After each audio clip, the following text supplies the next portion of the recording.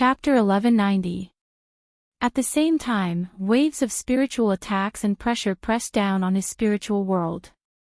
Brando only felt his vision darken, but his sharp senses told him that the power of Twilight's will had greatly weakened. "Mr. Brando!" Tada shouted. Brando understood.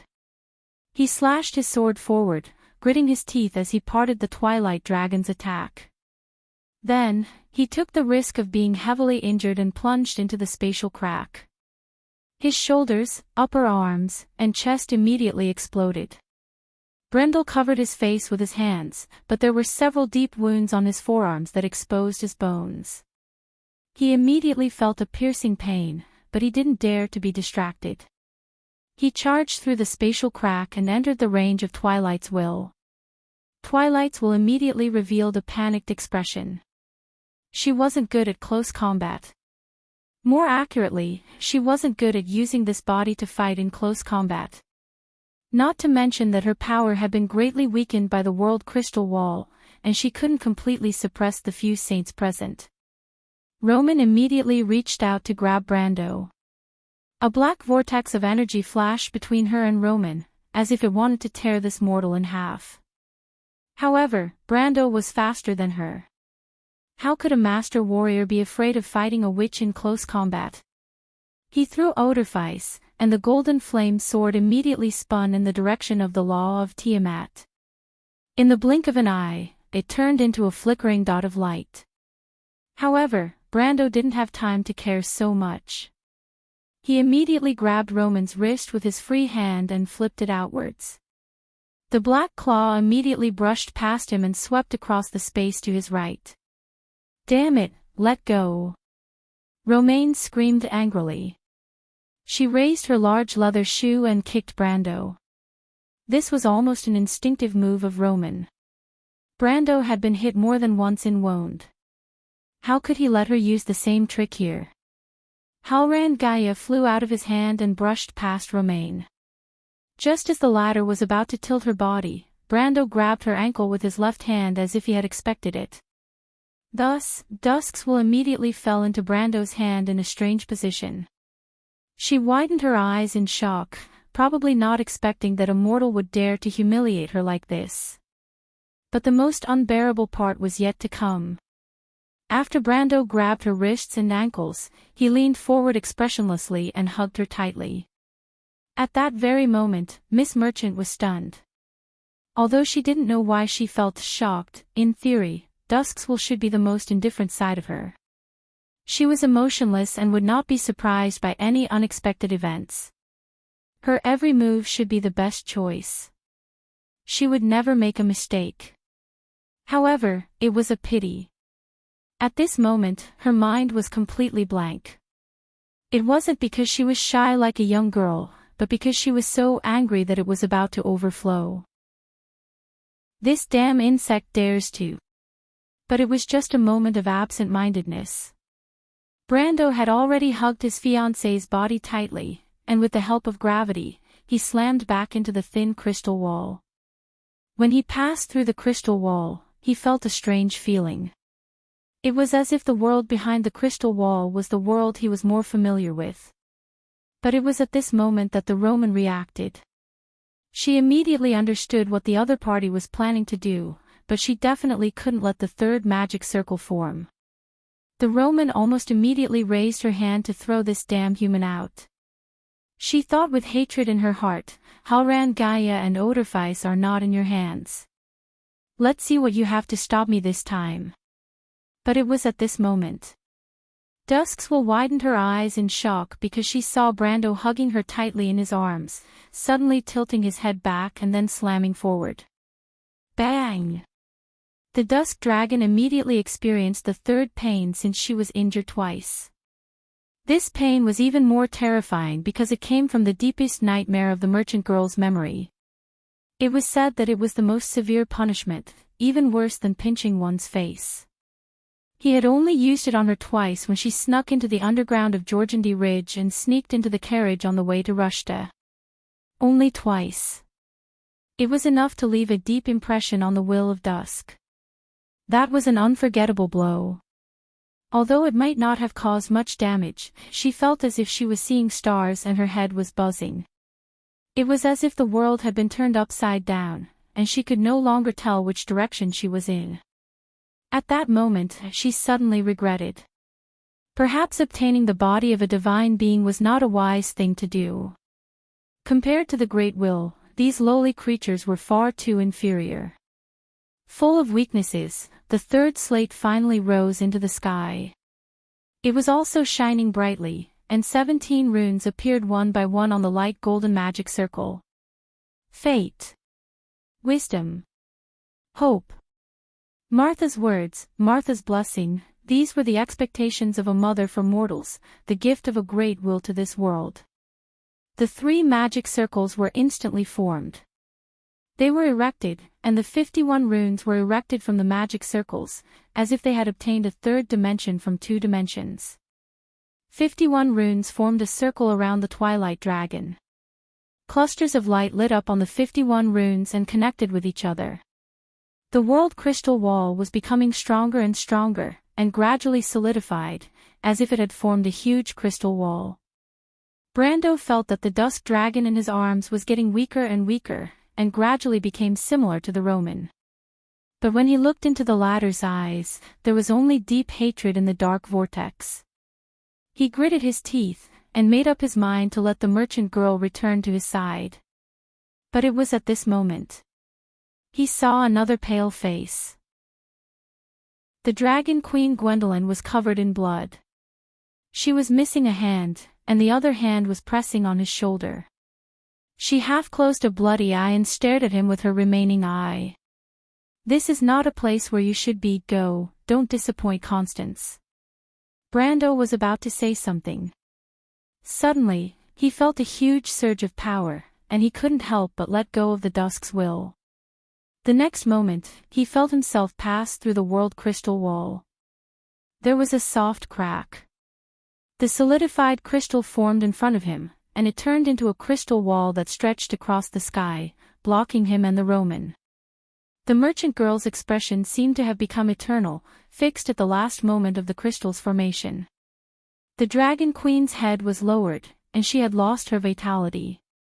She was silently embedded in the crystal, standing beside her. He raised his head. He saw that the great sage, the elven queen, and Miss Tada were each sealed in a crystal. The colorless and transparent crystal was spreading up from their feet, as if it was formed into amber, and sealed them inside. Miss Tada. Brando was stunned.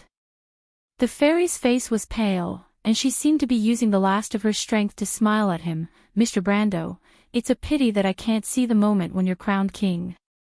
It must be a glorious and desirable scene." Brando was stunned. He looked at this scene silently, but he suddenly remembered the scene he saw in the tomb where the dear demoness Helene was. He seemed to see the witch queen in the crystal wall, and saw Kelsey and that strange man. "That is, he's my father." "I know you must have seen him before," the elven queen replied. "From the moment I saw you, I knew his ending, but I still want to thank you, Mr. Brendel." "My answer is still the same as Lord Odin's, we have never regretted," the elven queen answered. Tada nodded weakly, because the highest order is destined to not be obtained by mortals. The mission of becoming a saint is to take care of mortals, but the order of the past must die. Only mortals can survive in this war. We have never regretted the path that Lord Martha once walked. "Help me take care of Emily, Mr. Brando," the elven queen said weakly. "Tell her that I love her." The fairy had been completely sealed in the crystal. She looked at Brando, unable to make any sound. But there was a gentleness in her eyes. Brando seemed to see the nostalgia of the past in her eyes. There was a carefree fairy there. "Hello, my name is Rose." It was a crystal-like lakeside, with a beautiful stag, a lush forest, and beautiful memories. Brando. Alanta was the last to speak. She looked at the young man. This was the second time she had met Brando. Then she said, "Don't let Saint Tossel down, she thinks highly of you." Brando was speechless for a moment. That was the last time under the setting sun. The man looked at the 4 sages beside him and smiled helplessly. Elsa is the opportunity of this world, and the power is already in your hands. And the next era will be an even more insignificant era. You will see that era with your own eyes, see the declining glory and glory, see the endless fall into despair, and see the last glimmer of light in the world of order, and I am just a coward who would rather die. Odin, there are no cowards among the Cruise people. I will prove to you that humans are not that bad. The decline of the Myrnas is only because you are too high and mighty, arrogant and condescending. When the ancestors handed over the power to you, was the empire ever so degenerate? Degeneration is unavoidable. The man laughed in a carefree manner. The Myrnas, with their golden blood flowing in their veins, took thousands of years to complete this process, and the next era will only be more desperate and humble, like a long night without light, without a glimmer of dawn. You can't hear such despair in the songs of the nightingales. When the wind passes through the forest, it always brings the whispers of Goddess Elaine. Lord Odin, you and Teacher Tumun are not that kind of people. I can't see resentment in your eyes. You are reminding us, no, this is not a reminder, little girl, it is just a statement, without exaggeration. Because that era will be suffocating, so the people who shoulder the responsibility need to be more determined and full of courage. The Myrnas have fallen here, can their successors shoulder this heavy responsibility? I hope that you can be stronger than me, wiser than me, children. That way, you can see the future. Unfortunately, I dare not hope, because we have never succeeded, Lord Odin, we have never thought of wiping out the Myrnas. Mortals just want to have a place in this world. This is the recognition of history. Do the divine people still exist? Fanzine. Sometimes, my eyes can see through the fog and see the world in the foreseeable future. It is so small that it is like a portrayal of the end of the world. The kingdom and the people struggle to survive in the dust of the mortal world. The people forget their honor and the glory of the past. They kill each other with swords made of iron, and blood flows everywhere. Is that the world that Martha and the ancestors want? He shook his head. That is not the victory I want. Day and night, I can feel the pain and hesitation of the ancestors in my heart. Sometimes, it takes more courage to live than to die. Unfortunately, I am not a hero. I'm just a person who can't change but still tries to struggle. Just like Lagerwiese said, I'm just a complete idiot. Gretel, Saint Osol, Fanzine, Alanta, I can see your futures, and I think you are the same, Odin, I have never hesitated. Running away will not solve the problem. You are full of courage. Odorfice is the portrayal of your valor. It is always indomitable, as if it is wisdom shining with golden light. None of the 4 sages retreated. The man closed his eyes and sighed softly. 8. Strngth The Emperor and the Fool's Chance Meeting. Chapter 1191. Brendel watched as the crystal spread up the sage's neck, covering Eleranta's chin, lips, nose tip, and lower eyelids. The latter's eyes that were looking at him were permanently fixed at that moment, forming a whole piece of natural crystal suspended in the universe. The scene behind the crystal was like a faded photo, as if time had been sealed in it. The surroundings became quiet, leaving only the rumbling of magic and chaos in the depths of the void, like the howling of the wind, and the sound of the blood pulsing in the walls of the cavity.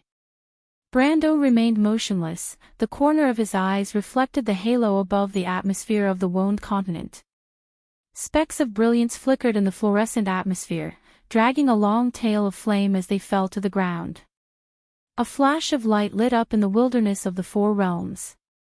There was no sound in the universe, and densely packed spots of light lit up in succession near the flash of light.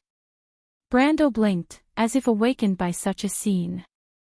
He looked at the scene on the continent and finally realized that the countdown to the destruction of the world had just begun. The sages of the past had sacrificed their lives, but they had only temporarily slowed down its pace. Perhaps it would take a few decades, or 10 years, or even a few years. Brando understood that there was not much time left for him, and looked affectionately at the merchant lady who was sealed in the crystal. He did not know how the players in the Amber Sword should fight against the Will of Dusk, but perhaps the only way was to find the Amber Sword. The Azure Knight once injured the Twilight Dragon with the incomplete Azure Lance, and in the previous battle, the only thing that posed a threat to Dusk was the Law of the Amber Sword formed by the combination of Halran Gaia, Blade of Golden Flame, Verdant, and Shallow Sea in his hands. "Wait for me, Roman, I will save you," he murmured. "I promised you that I would make you the biggest merchant in the world, and this time I won't go back on my word." "Where are you going?" Haku suddenly asked in his mind, to Fanzan or Madara. "Are you going to find the Scepter of Light and the Scepter of Darkness? Let's think of a way to leave this place first." Brando moved his somewhat stiff body. Previously, when he was fighting the Twilight Dragon, he did not feel anything due to the accelerated secretion of adrenaline. But now, the pain seemed to have returned to him. With just a slight movement, a heart-wrenching pain spread through his limbs and bones, causing him to furrow his brows. Large beads of sweat immediately seeped out from his forehead. "You broke at least 3 ribs, your left forearm is fractured, and your calf is injured. Most of your injuries were caused when you fought the Twilight Dragon at close range. You underestimated the Twilight Dragon too much. Even if you have a new body and are suppressed by the World Crystal Wall, you shouldn't have been so careless," Haku said with a frown. When Brando heard her say, "a new body," he felt a little unhappy. That was not a medium that could be changed at will. That was the merchant lady who looked at him with concern and Butchie and asked him with a timid voice, "Are you all right, Brando?" She was a living person, not a puppet of the Twilight Dragon, nor was she an incomplete memory. He clenched his fist and did not reply. Haku, who had thousands of years of experience in human society, was sharp enough to guess what he was thinking when she saw his expression. She sighed softly and said, "I suggest you take a rest.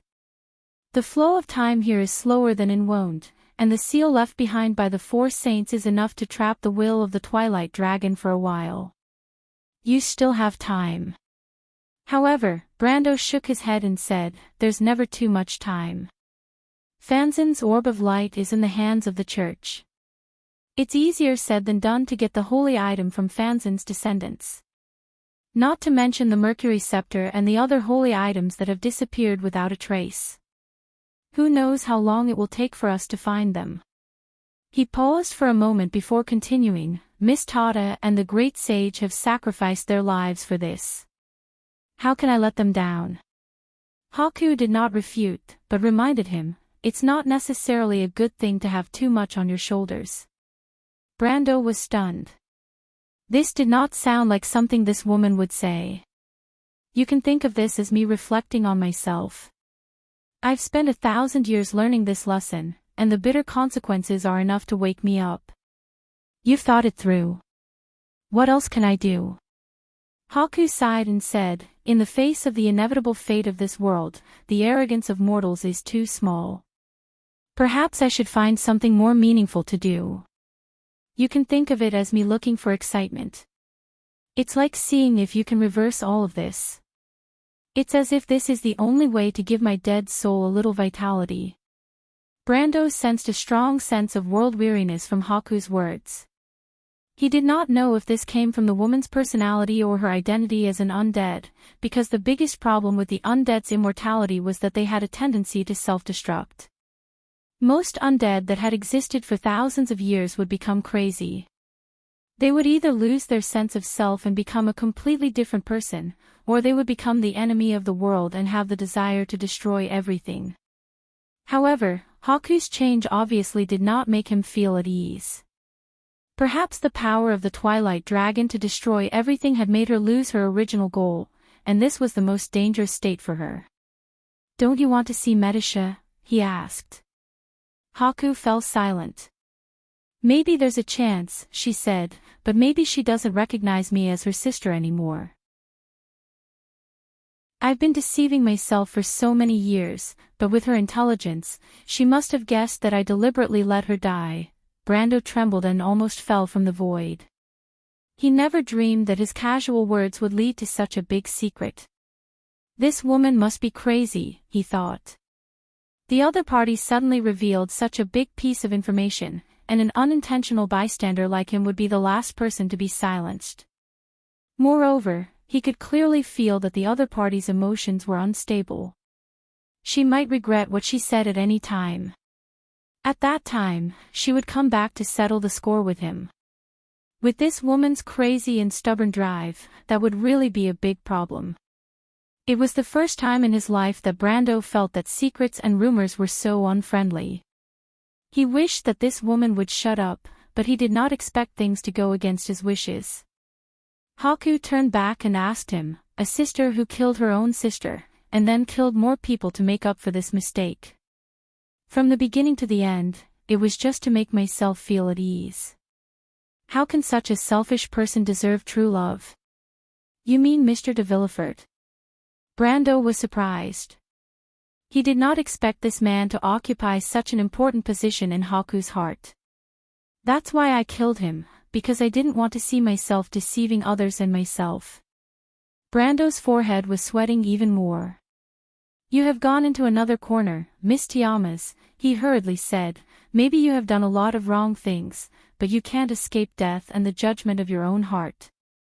One day, you will put your soul on the scale, and those innocent people you killed will naturally pay for it. But self-denial is meaningless. Unless you want to die now, it's better to think about what we should do next. Besides, Medisha did not blame you. You are her sister after all. Brando could not help but wonder how much the little princess was hiding from him. Tiamas's statement and her self-introduction did not match at all. He would rather believe this woman. After all, there were not many people in the world who liked to slander themselves. You don't have to be afraid that I will trouble you, Bai Leng said with a smile. I just thought of these things for a while. You can rest assured that I will not trouble you because of these things. I know that you want to leave this place, and it is actually not difficult. Brando thought to himself that it would be strange if he believed her. The personal experience of a certain Mr. Villefort was the best footnote to trust this woman. However, he was quickly attracted by the latter half of her words and asked, Do you know how to leave this place? He really did not want to stay here for a moment longer because it was not the Roman who was sealed here, but the Twilight Dragon. The only thing that left him with the deepest impression was despair and powerlessness. His strength was far from enough to control his own fate. The first meeting with the Twilight Dragon taught him a profound lesson. The merchant lady who was left there was a scar in his heart, constantly reminding him what he should do. Fortunately, he still had the memory from another world. That soul made him understand that he still had a chance and how to seize this opportunity. There was no quest in this world that players could not solve. There was also no boss that players could not defeat. No matter how sharp Bai was, she could not detect what Brando was thinking at the moment. She nodded and replied, The easiest way to leave here is of course to fall directly from the elemental barrier, just like the invading forces of chaos. Don't joke around, Miss Tiamas. Since you don't like this suggestion, then there is only the second way. That is to wait until someone teleports you back to the prime material plane. Who would do that? Brando was puzzled. What Eloranta and Miss Sprite sealed was only a will of the Twilight Dragon. Although this will should be the main consciousness of chaos, now that this consciousness has been forced back to the outside of the world's crystal barrier, where its main body is sleeping in the sea of magic, do you think it will be indifferent? I don't quite understand. It's okay, you will understand soon. Chapter 1192. Brando was about to ask Haku what he was about to find out, but a figure suddenly appeared in the void and interrupted their conversation. It was Dark Ko-hua. She sat on the back of a silver wolf and looked up at the world crystal wall. Then, she turned around and looked at Brando. She sighed and said, "My lord, you look really bad right now." Ko-hwa. Brando was shocked. "Why are you here? The dusk descends and the wolves walk in front. Shouldn't I be here?"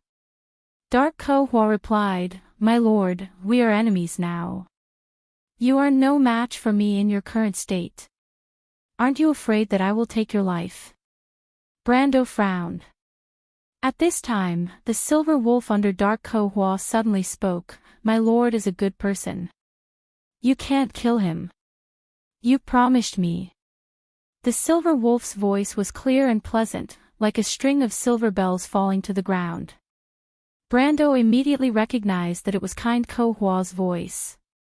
Looking at the two sisters, he suddenly understood.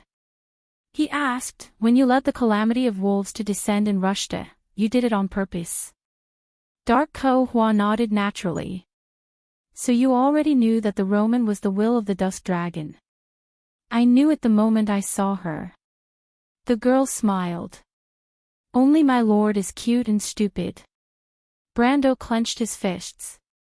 If he still had the strength, he would definitely choose to pounce on the she-wolf and punch her.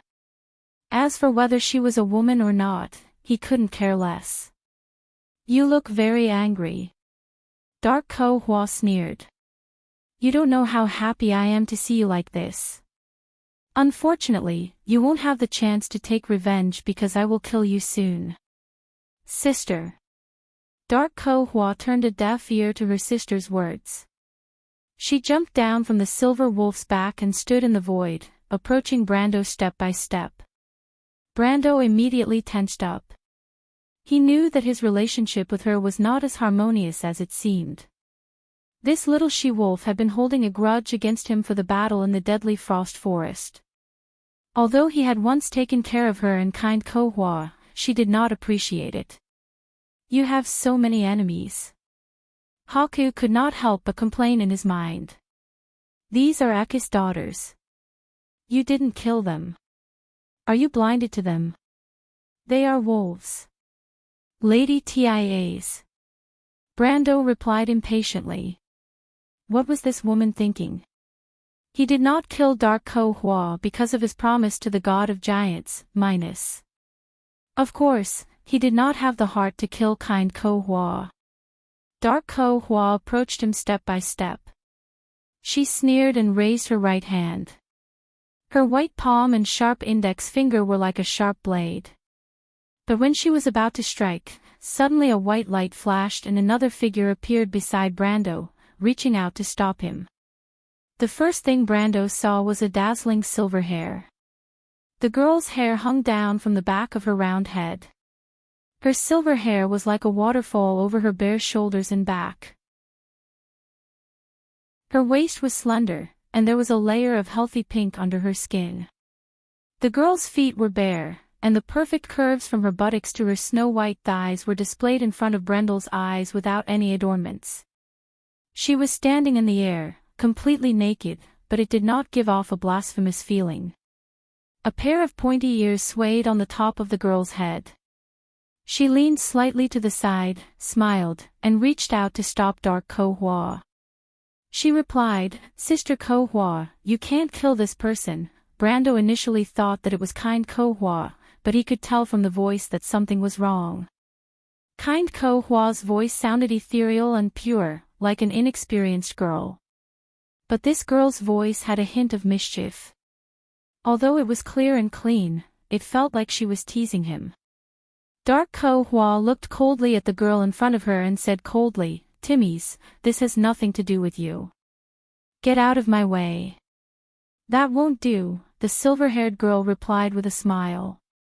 "Isn't that right, Timmy's?" "Yes." She nodded again. "You can't go against mother's wishes, Sister Ko-hwa." "Shut up, you crazy woman." Dark Ko-hwa snapped. "I don't care what kind of deal mother has with my poor 13th sister. If I want to kill him, it has nothing to do with Lord Twilight Dragon. This has nothing to do with you either. This is our personal feud." "Is that so, sir?" The silver-haired girl was slightly stunned. She turned around to look at Brando. She was naked, with only her silver hair covering her proud twin peaks and her flat and firm abdomen. But the girl didn't dare to be shy at all. Instead, she was very elegant and generous, like a goddess in myths. She looked at Brando with a questioning gaze. But when Brando's gaze met the girl's, he couldn't help but feel dizzy.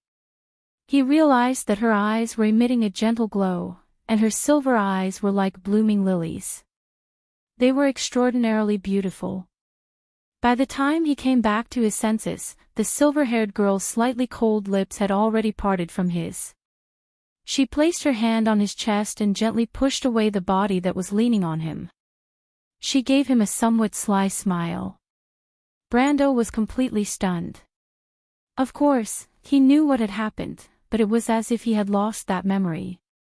When he came back to his senses, everything had already happened. I'm sorry, Mr. Brando. But if I don't do this, I won't be able to convince my stubborn sister. She turned around and replied to Dark Ko-hwa, now, the Lord is mine. All right, his lordship is now my lawful husband. You can't let me be a widow, right, dear sister? Timmy's. Dark Ko-hwa flew into a rage. Are you going against me? You're no match for me now, dear sister Ko-hwa, Timmy's replied with a smile. Besides, the other sister Ko-hwa doesn't agree with what you're doing now. Are you going to fight me alone? Dark Ko-hwa's face turned ashen. He immediately shut his mouth and looked coldly in that direction. Brando had yet to recover from his shock. The first thing that came to his mind wasn't the disagreement between Ekke's 12 daughters. Instead, he subconsciously looked guiltily in the direction of the sealed merchant lady. He felt that the space seemed to have become more oppressive. The surging tide of magic outside the elemental barrier became even more violent. The rumbling in the depths of the void became louder, almost suppressing the quarrel between the two she-wolves. For a moment, he felt that Roman was glaring at him with his eyebrows furrowed. But Haku didn't sympathize with him at all. She added insult to injury. You were licked by a dog, weren't you excited? Shut up, that's a wolf, Brando snapped. It's all the same. Did you have an urge to mate with her at that time? Lady Tiamas, please have some self-respect.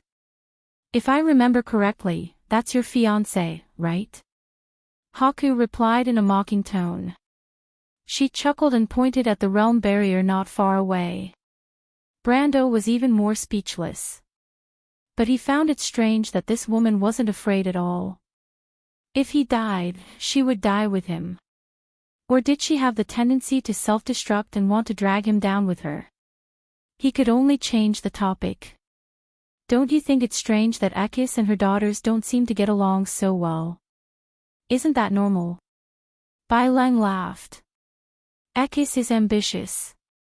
It seems that she has always had such thoughts.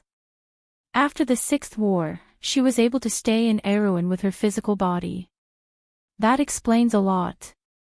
What? Brando was slightly shocked. Although the players had fought against Ekis and her 12 daughters in the Amber Sword, it was before dusk. It was just a simple confrontation between Order and the Calamity of Wolves. From that point on, he couldn't tell that there was such an inside story. But he didn't suspect that this woman would lie to him. Because now that he thought about it, what she said wasn't completely unreasonable. The power of chaos was incompatible with the world of order. Although some of the crystal clusters, energy races, and insects would more or less stay in the prime material world after the war, Ekis herself was already a symbol of a law and existence. The higher the degree of coexistence between her and Wond, the weaker her loyalty to chaos was. After the Sixth Era, Dusk was injured by the Night of Azure, and Ekis' physical body went into hibernation in the loop of trade winds. Didn't that mean that she was already accommodated under Martha's law? No matter how he thought about it, there was too much of a problem. She wants to betray the Twilight Dragon. Brando couldn't help but ask. I don't think it's that simple. Haku smiled subtly. As far as I know, Martha stole her bloodline and left an exclusive human legacy for the witches. But this matter was tacitly approved by Akis. I suspect that she has made some kind of agreement with Martha in private. Maybe she wants to be Martha, but not necessarily. Brando was shocked speechless by this heavy news for a long time. He was stunned for a while and was about to ask something, but it was at this moment that Haku's voice suddenly became serious. Don't talk. Don't bother about the two little she-wolves. Prepare for the impact. Your little fiancé might be angry. What? Brando was stunned. But just as he finished speaking, he heard a loud and clear crack. His expression changed drastically as he raised his head. He could only watch as a terrifying crack appeared in the realm barrier not far away from him. Dark power immediately surged out from within, covering the sky and earth as it surged towards him, towards the two little she-wolves, and towards the entire world of Woned. At that moment, the entire world was shaken. P.S. There might be double this month. Everyone, save your tickets and watch my performance. I'll continue to strive for full attendance this month. Chapter 1193. What did you say? What's Roman angry about? Before Brando could finish his sentence, the sound of something breaking suddenly came from the void. It was a loud and clear cracking sound, as if the whole world had been cut in half.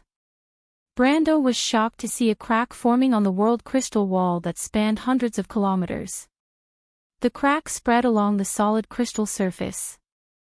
At first, there was only one main crack, but as it spread from top to bottom, it gradually split into a network.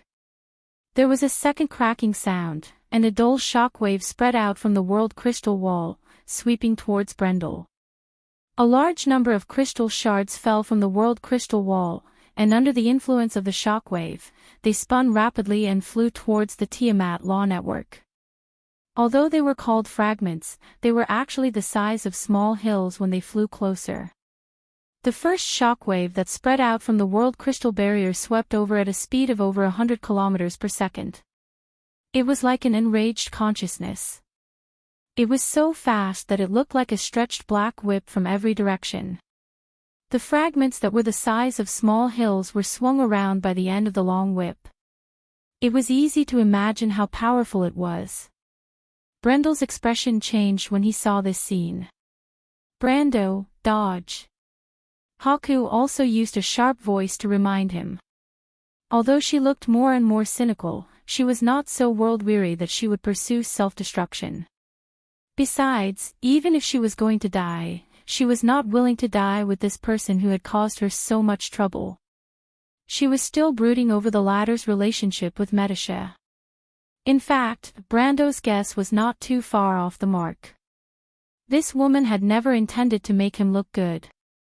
At this time, a crystal fragment whizzed toward him.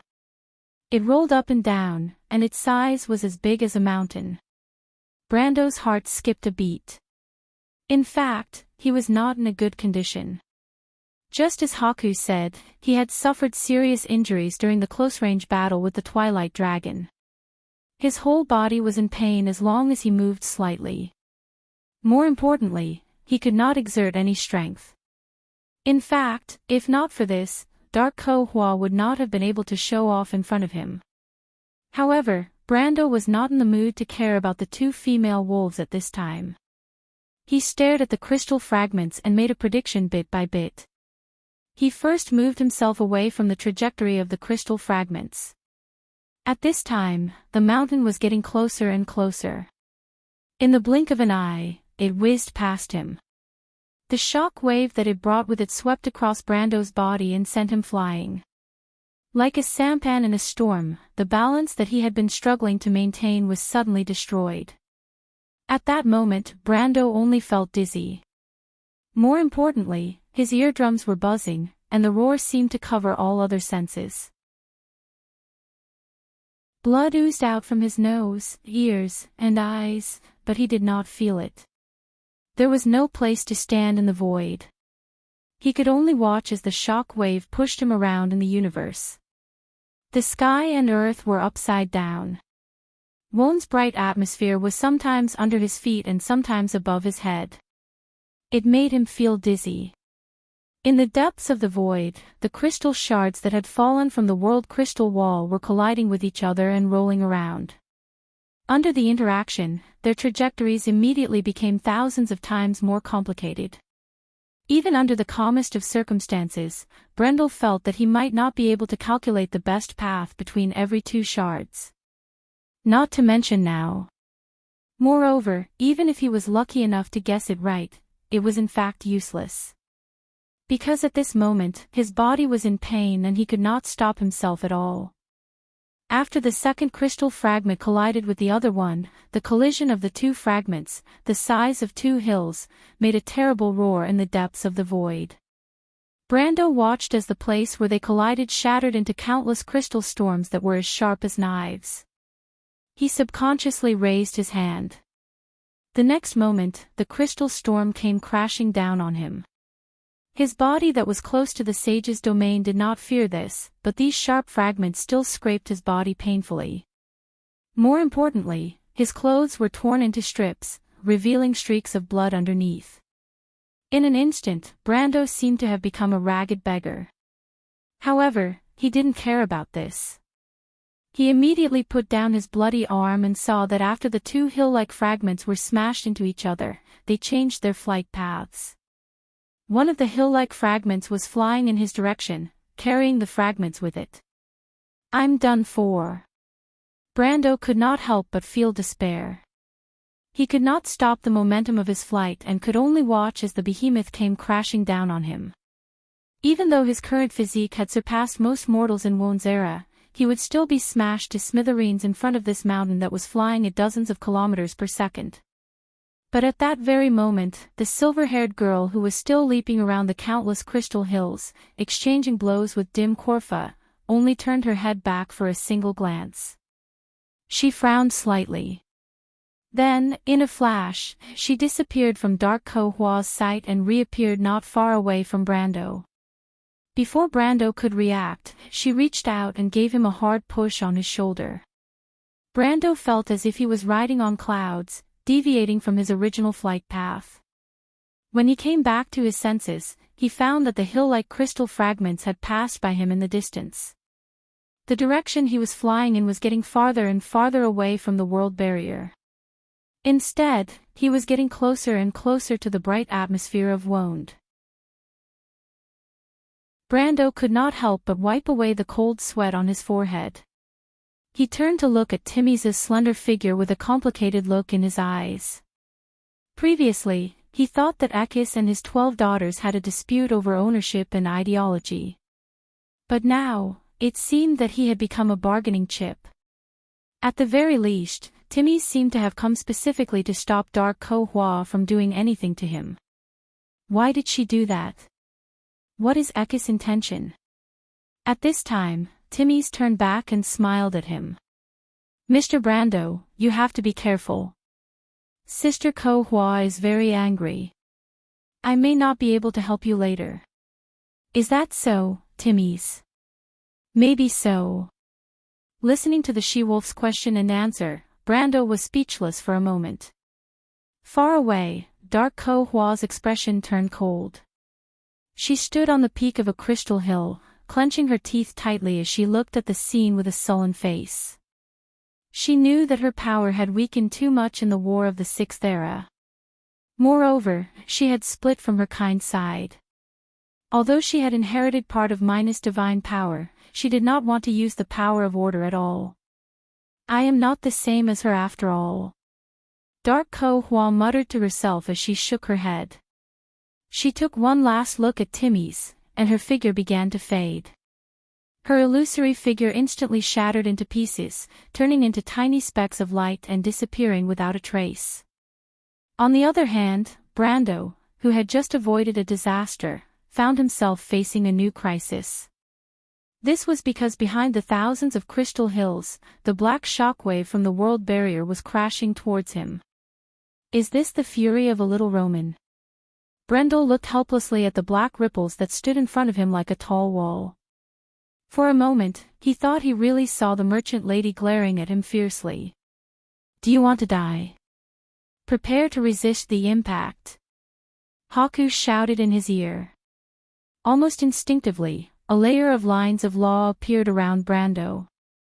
The next moment, the fury of a little Roman rushed towards him. Brando felt as if he had collided with a tangible force and was sent flying. The feeling of the world spinning returned almost immediately. However, he had gradually become familiar with the feeling of losing his sense of direction.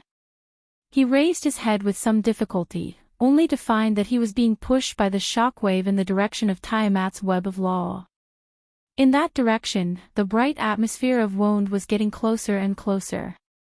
He squinted his eyes, and could almost see the mountains and rivers under the clouds. The first ray of dawn was rising from the ground. The first thing that jumped out of the horizon was a dazzling golden light. He hung upside down and could see the edge of this world clearly. It was completely different from the world he was familiar with. It did not have the arc of a planet, but a stretched straight line, like a chessboard that contained heaven and earth. On the edge of the mountains and the ocean, there was the outline of a city. He could even see the white waves that were rolled up by the storm, but the longer he looked, the more dizzy he became. After a moment of daze, he finally remembered his current situation. Although the large and small crystal mountains were no longer a threat to him after he was pushed away by the shockwave, now he had to face another situation. That was the problem of how to fall into the atmosphere. Although he did not know how high Won's elemental barrier was, he could imagine that if he fell like this, even a true god would be half dead. The speed of his fall was getting faster and faster. Although the distance between him and Won did not change, he gradually felt that he was getting closer to Tiamat's web of law. He looked up and found that the silver web had lit up. Almost in an instant, he passed through the giant net. Chapter 1194.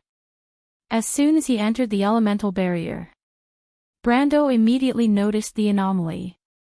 He found that when he observed it from outside the law of Tiamat, the latter was a giant network formed by interweaving silver rays of different thicknesses that covered the entire sky of Wond. But after entering the network, the world became different. First of all, the orderly light rays disappeared.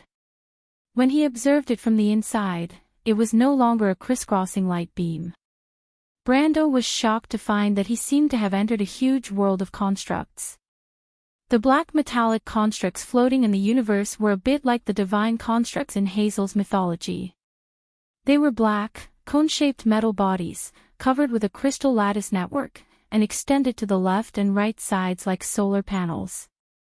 But instead of silicon crystals, they were prismatic, translucent rosin crystals.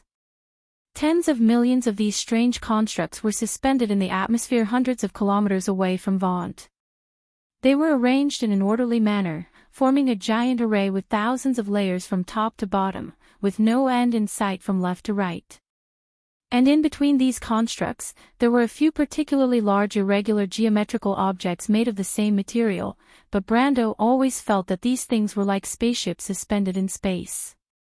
When he first saw those things, they were a bit familiar, but when he took a closer look, he suddenly remembered where he had seen similar things. His memory flashed across the endless snowy plains and glaciers in the center of the dead frost forest. There were similar black towers standing on the glaciers. They were like fragments of a giant, falling from the sky and falling to the ground, drawing deep trenches on the glaciers. The origin of these towers was recorded in the literature. They were the remains of the giant god Milos. But what the hell were these things? For a moment Brando forgot that he was still falling. He stared blankly at the orderly rows of constructs. Occasionally, they would emit a flash of light, which would disappear in a flash, only to reappear next to it a moment later. The light passed down from one construct to the next, forming a silver chain of light in the distance. This was the law of Tiamat. This was the law of Tiamat. A thought flashed through Brendel's mind, and he shuddered at the thought. But what are these tens of millions of divine artifact constructs? But Brando's mind was in a daze. But Bai was not in a daze with him. Her calm voice quickly came. Don't be in a daze. Find a way to stabilize the altitude. You don't really want to fall like this, do you? Brando suddenly woke up. And it was at this time that he suddenly saw a flash of light on the huge irregular geometrical object in the distance. A beam of light came from that direction and shone on him. The light was very similar to Gwendolyn's holy position attack with the help of the Dragon of Fury, Alphonse. Brando was almost scared out of his wits. That was a god's attack that even the Twilight Dragon did not dare to touch. How could he withstand it? He originally thought that it was a self-defense produced by the law of Tiamat. But when the light shone on him, Brando found that he was not annihilated. Instead, a gentle force suddenly appeared between the net of Tiamat. It held Brando firmly. What is this? Brando could not help but be surprised. Then he saw a small figure flying out from that direction. It was Malucha, Faiz, and Lute. The little fairy prince waved at him and shouted. Mr. Brando, over here. Lute, is that you? Lute quickly shook his head. That is the will left behind by Lord Crystal. The gods are protecting us. The gods. Brando was stunned. But it was at this time that Bai screamed again. Watch out, the second wave of impact. Everyone turned around at the same time, just in time to see the second shockwave spreading out from the crumbling realm barrier. Its speed was even faster, bringing with it a small mountain of crystal shards as it swarmed towards them. Ah! Faiz screamed in fright. She instinctively wanted to hide behind Malucha. But at this time, Lute grabbed her and said to the crystal stag, Quick, go down. Mr. Brando needs your help, Lord Malucha. Malucha narrowed his eyes slightly. He raised his head and glanced at the oncoming storm. He nodded, turned around, and sped down. Brando did not notice what was happening here at all because he was desperately flying toward a nearby construct. He wanted to hide behind that construct before the shockwave arrived. But it was at this moment that he suddenly felt a bright light explode from behind him. He couldn't help but turn his head instinctively.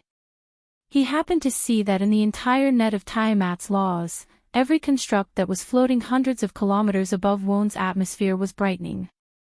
In his eyes, beam after beam of light shot out from these constructs. Each beam hit one of the crystal mountains. These beams of light disappeared in a flash and stayed on his retina for less than 1,000th of a second. But it was at this moment that the crumbling band of crystal mountains actually brightened. The fire from the explosion seemed to ignite this band of light.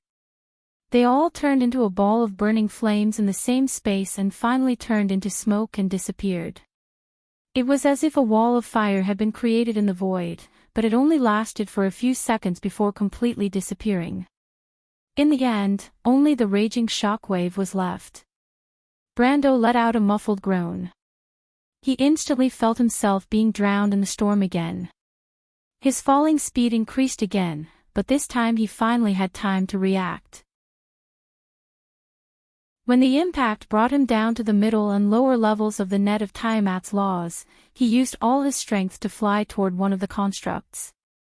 That construct did not look too big from afar, but when he got closer, he realized that it was not much smaller than the crystal mountains he had seen before. His falling speed was very fast, and in the blink of an eye, that cone-shaped construct presented a huge shadow in his field of vision. At this moment, it looked almost the size of an asteroid.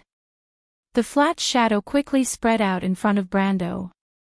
Brando knew that he was about to hit the ground soon, so he quickly used the last of his strength to curl himself into a circle as much as possible to prevent the impact of the landing from damaging his more fragile internal organs. There was a loud boom. He had already crashed into one of the shadow surfaces of the construct like a meteor, leaving a huge dent in the surface in an instant. Then he screamed as he was bounced up and rolled down along the flat shadow surface, as if he was about to fall into the void again in an instant. Brando quickly reached out to grab any place he could grab, but unfortunately, he was falling too fast, and the surface of the construct was too flat. There was no place for him to grab and stop. He was about to leave the surface of this huge construct, but it was at this moment that Brando suddenly felt his back lighten, as if something was supporting him from the opposite direction. He turned his head with some effort and just happened to see that he had crashed heavily into Malucha, bringing Faith and Loot down with him. "Get out of my way." He was shocked and could not help but say angrily, "Are you crazy?" Brando almost did not need to calculate to know that Malucha and Faith could not stop him. They were too weak and would only be unnecessarily dragged into the atmosphere by him. If he said that he had the strength to fight with his sane body, then for Malucha and Faith, it was almost certain death. "My lord, we are only your summoned creatures." Malucha seemed very calm at this moment. "What about Loot?" Brando said as he looked at the little fire fairy prince and Faith who were desperately pulling at the corners of his clothes and flapping their little wings to fly up. "Adorer of the golden flames, dying for you is the honor of every person of the flame." Loot answered with a face full of righteousness. "I would rather not have such an honor," but it was at this moment that Bai's voice rang out again. "Brando, get ready." "What?" Brando raised his head instinctively.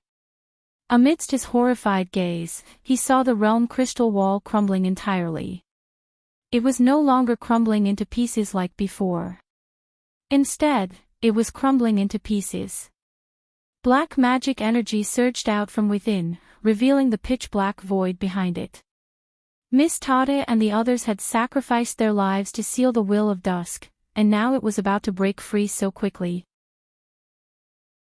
The first thing he saw was not the even more violent and terrifying spatial storm, but a thought that suddenly flashed through his mind. It was a somewhat sorrowful, even despairing thought. However, Bai flatly denied his conjecture. "You're thinking too much. That is Martha's authority. Dusk's will is now much weaker because of the lowering of Won's order. It can't break free of this trap that Lady Martha set for it so quickly.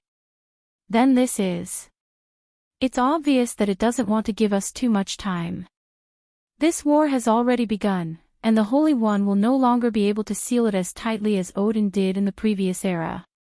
The battlefield outside the World Crystal Wall will probably overlap with the Prime Material Plane." "What do you mean?" Brando did not quite understand. "That is what we will see on the final battlefield," Bai replied. "It's the same for your Silver Queen. But that's not important. I want you to be prepared. Do you still want to return to Wond?" "What?" Brando was stunned for a moment before his eyes suddenly widened. Because he saw a hazy white shadow suddenly rise from his body. If he was not mistaken, it was Bai's soul. The outline of this woman's soul was somewhat unstable, but it was vaguely the same as when Metz last met her. Bai's soul lay on Brando's body, looking down at him with a somewhat cold gaze. "Listen to me. First, the will of the Dusk Dragon will break through the elemental barrier. You only have one chance to seize the opportunity to enter the spatial rift. Because of the direction of the flow of magic, you will definitely enter the Prime Material Plane. Of course, this is dangerous, but at least it's much less dangerous than you falling from the atmosphere. If you really die because of this or get sucked into an unknown place by magic, then blame Mother Marcia for not protecting you.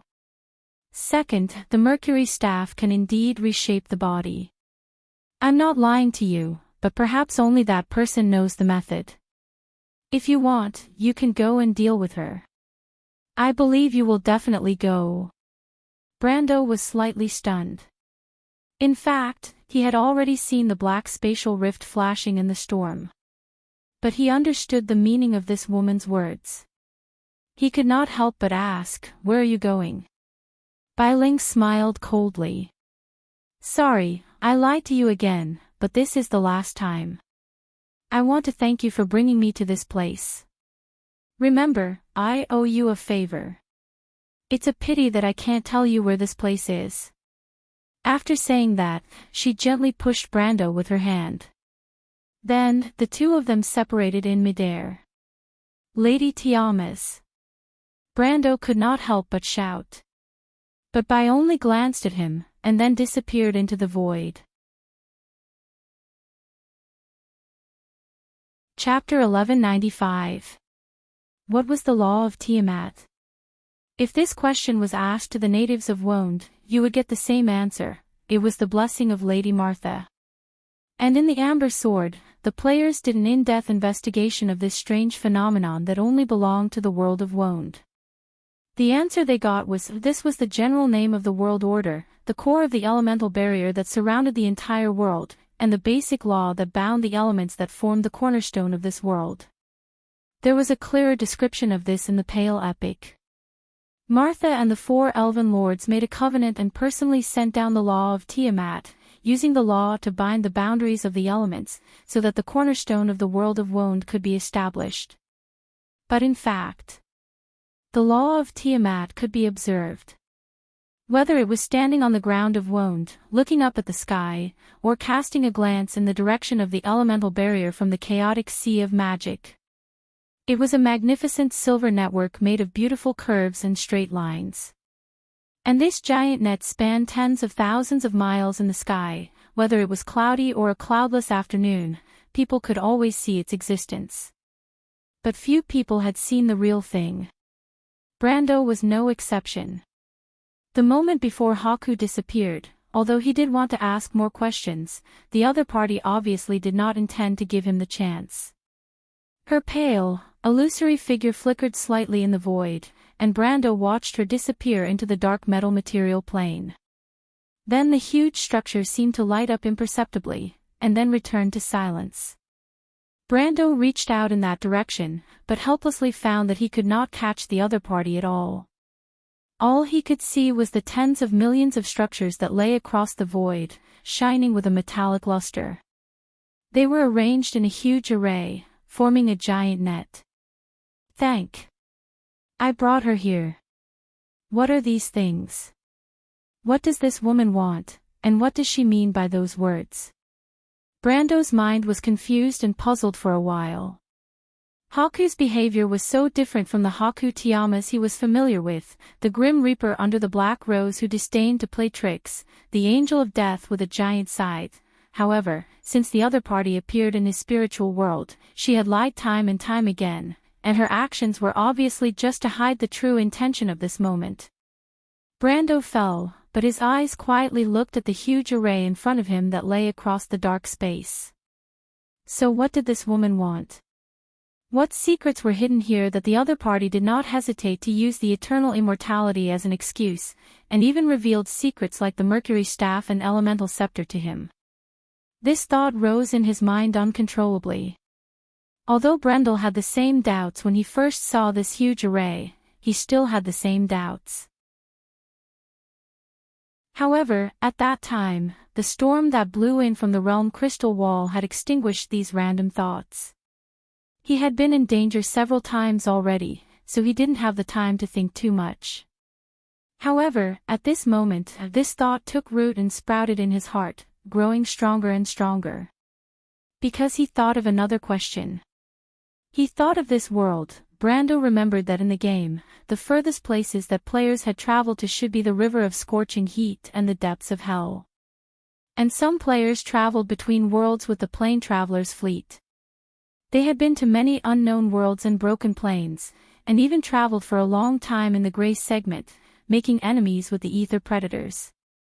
But there was a common sense: no one could reach the outside of the elemental barrier. A force known as the World Cover surrounded the four outer worlds of the Wonde, the Shallow Sea, the Mountain of Ceasing Storms, the Stone Pivot, and the River of Scorching Heat. When people tried to pass through it, they would be sent back by the opposite force, and there was no escape.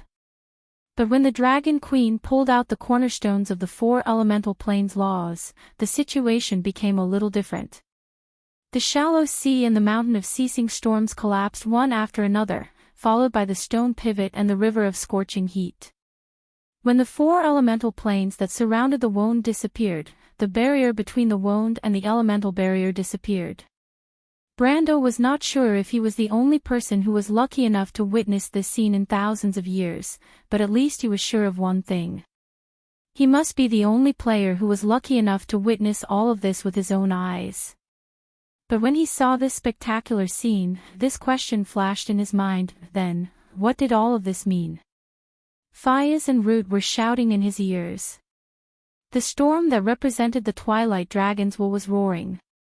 Just as Bai said, the furious Twilight Dragon was knocking on the world's gate, trying to tear open the world crystal barrier again. Although she had not done so, the power of the entire world had been transmitted from behind the world crystal barrier. Even if it was weakened thousands of times, it was still enough to tear open the fragile elemental barrier. Black ripples visible to the naked eye appeared in the space. Behind them were the laws of time and space that were frantically twisting and escaping.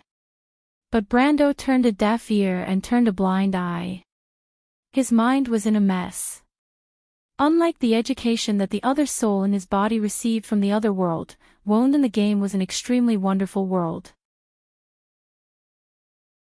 The physical properties of everything in this world were determined by the description of the laws, and not the materials that made it up, the combination of the 6 elements of earth, wind, fire, water, nature, light, and darkness, as well as the nature of the elements themselves. Just like when people picked up a piece of shale from the ground, they could clearly feel that it was a physical existence and was material. However, everything changed when the Magi used their magical vision to analyze the stone tablet. They would first find that although the existence of the slate depended on the elements of wind, fire, water, nature, and even light and darkness, they could not determine its nature. Because only the laws surrounding it could ultimately determine the nature of everything, hard or soft, dry or moist. How malleable was it? Was it brittle? When the laws described it, no matter what the elements that made it up were, it would show the physical properties that people were familiar with. Because the elements were only the material foundation of Wound, they were like the bricks needed to build a building, and only the design blueprint could determine what the building would eventually look like. It was like the process of a programmer labeling and injecting data into a thing he created. No matter how the zeros and ones in the language he wrote down, in the end, what would appear in front of the players would be what the thing should look like in the game. In the Amber Sword, the logic of the world was in line with its setting as a game, so the players did not care about it. But since coming to this world, some problems have arisen. If Wound was no longer a game world, then how did this world with one or more creators work? Why did it show almost the same nature of the world as in the game? Brando was not a poet who needed to explore the truth of the universe, and of course, he was not one of those wizards who lived in towers all their lives in pursuit of ultimate knowledge and mysteries. So he rarely thought about such questions. In fact, there were many problems that he needed to solve, whether it was the chores of Abes, the troubles in Erewhon, or the covetous Madara at the border, or the ambitious Empire. It seemed that even if he had to deal with these things one by one, it would take up all his time and effort, and he would not have the opportunity to think about these trivial problems. After all, he did not think that one day, unexpected events might force him to think about such a problem. What was this world? But it was not that he did not think about it at all. When he first arrived in this world, when he lay in the countryside of the Green Village with Roman and Freya and looked up at the stars, he also had this question in his mind. He once hoped that this world was just a dream of his, that he could wake up from his dream at any time and return to the civilized and orderly world that originally belonged to him. When he woke up from his bed and opened the door of his room, he could see the familiar, teasing smile of Senior and Black Tea, telling him that it was just a prank. But as he went deeper into this dream, he personally changed the kingdom bit by bit, changed the fate of many people, and saw those familiar names around him, no longer repeating their sad and bleak ending. This hope gradually became a nightmare in his mind that he could not get rid of. Every time he talked to Amandina, every time he listened to the strange ideas of the little Roman, every time he strolled in the afternoon sun of Ab's castle, watching the shadows of the leaves on the ground of the courtyard. He could not help but wonder if this was a dream, and if he would wake up and find that all this was just his imagination. Every time such a thought came to his mind, he could not help but feel depressed and uneasy. He even had several similar nightmares, in which all his uneasiness and fear turned into reality. When he woke up in the middle of the night, he was already soaked in cold sweat. As time passed, this nightmare gradually expanded. Sometimes, he would even wonder if this world was still a game. He sometimes even thought about it this way. Perhaps the world itself was still a game, and when he woke up, he would find that everything he had experienced was still just data in the game. Chapter 1196. This thought lingered in his mind, and it was more realistic than all the nightmares he had experienced. Because if he didn't explain it this way, he couldn't explain why this world was still exactly the same as in the Amber Sword. He couldn't explain his transmigration, nor could he explain the system he had. He couldn't explain this world that could be digitized by the game data of the past. Because of this, he didn't dare to explore too much. He was afraid that he would accidentally discover the truth of this world. He carefully controlled his gaze within an acceptable range, as if pretending that all these things that didn't make sense didn't exist. It sounded like an ostrich, but for Brando, it was a choice he had to make. Otherwise, he really suspected that he would go crazy in this dream that he couldn't wake up from. Self-doubt and denial would always destroy all people's beliefs. But at this moment, when the law of Tiamat behind the elemental barrier tore open the veil and revealed the true side of the world in front of him, he found that all his previous speculations seemed to have lost their ground. Brando had to stare at the huge array in the void without moving, and for a moment, he didn't know whether to feel lucky or uneasy. This might not be a virtual world, or a world in a dream.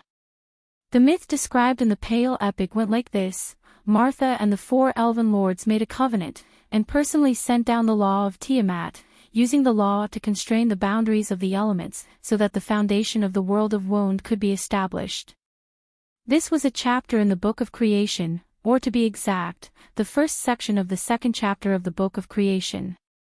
This was the history that happened in the first breath of the world after it was born in the light. The natives believed in it, but the players thought it was just a fictional, but imaginative description. Brando used to think so too. So in his imagination, the law of Tiamat in the myth should be a huge invisible order that shrouded the entire world of Woned. Martha's supreme divine power created this world, and such a miraculous power ran through the world of Woned. People couldn't see it, and they couldn't touch it.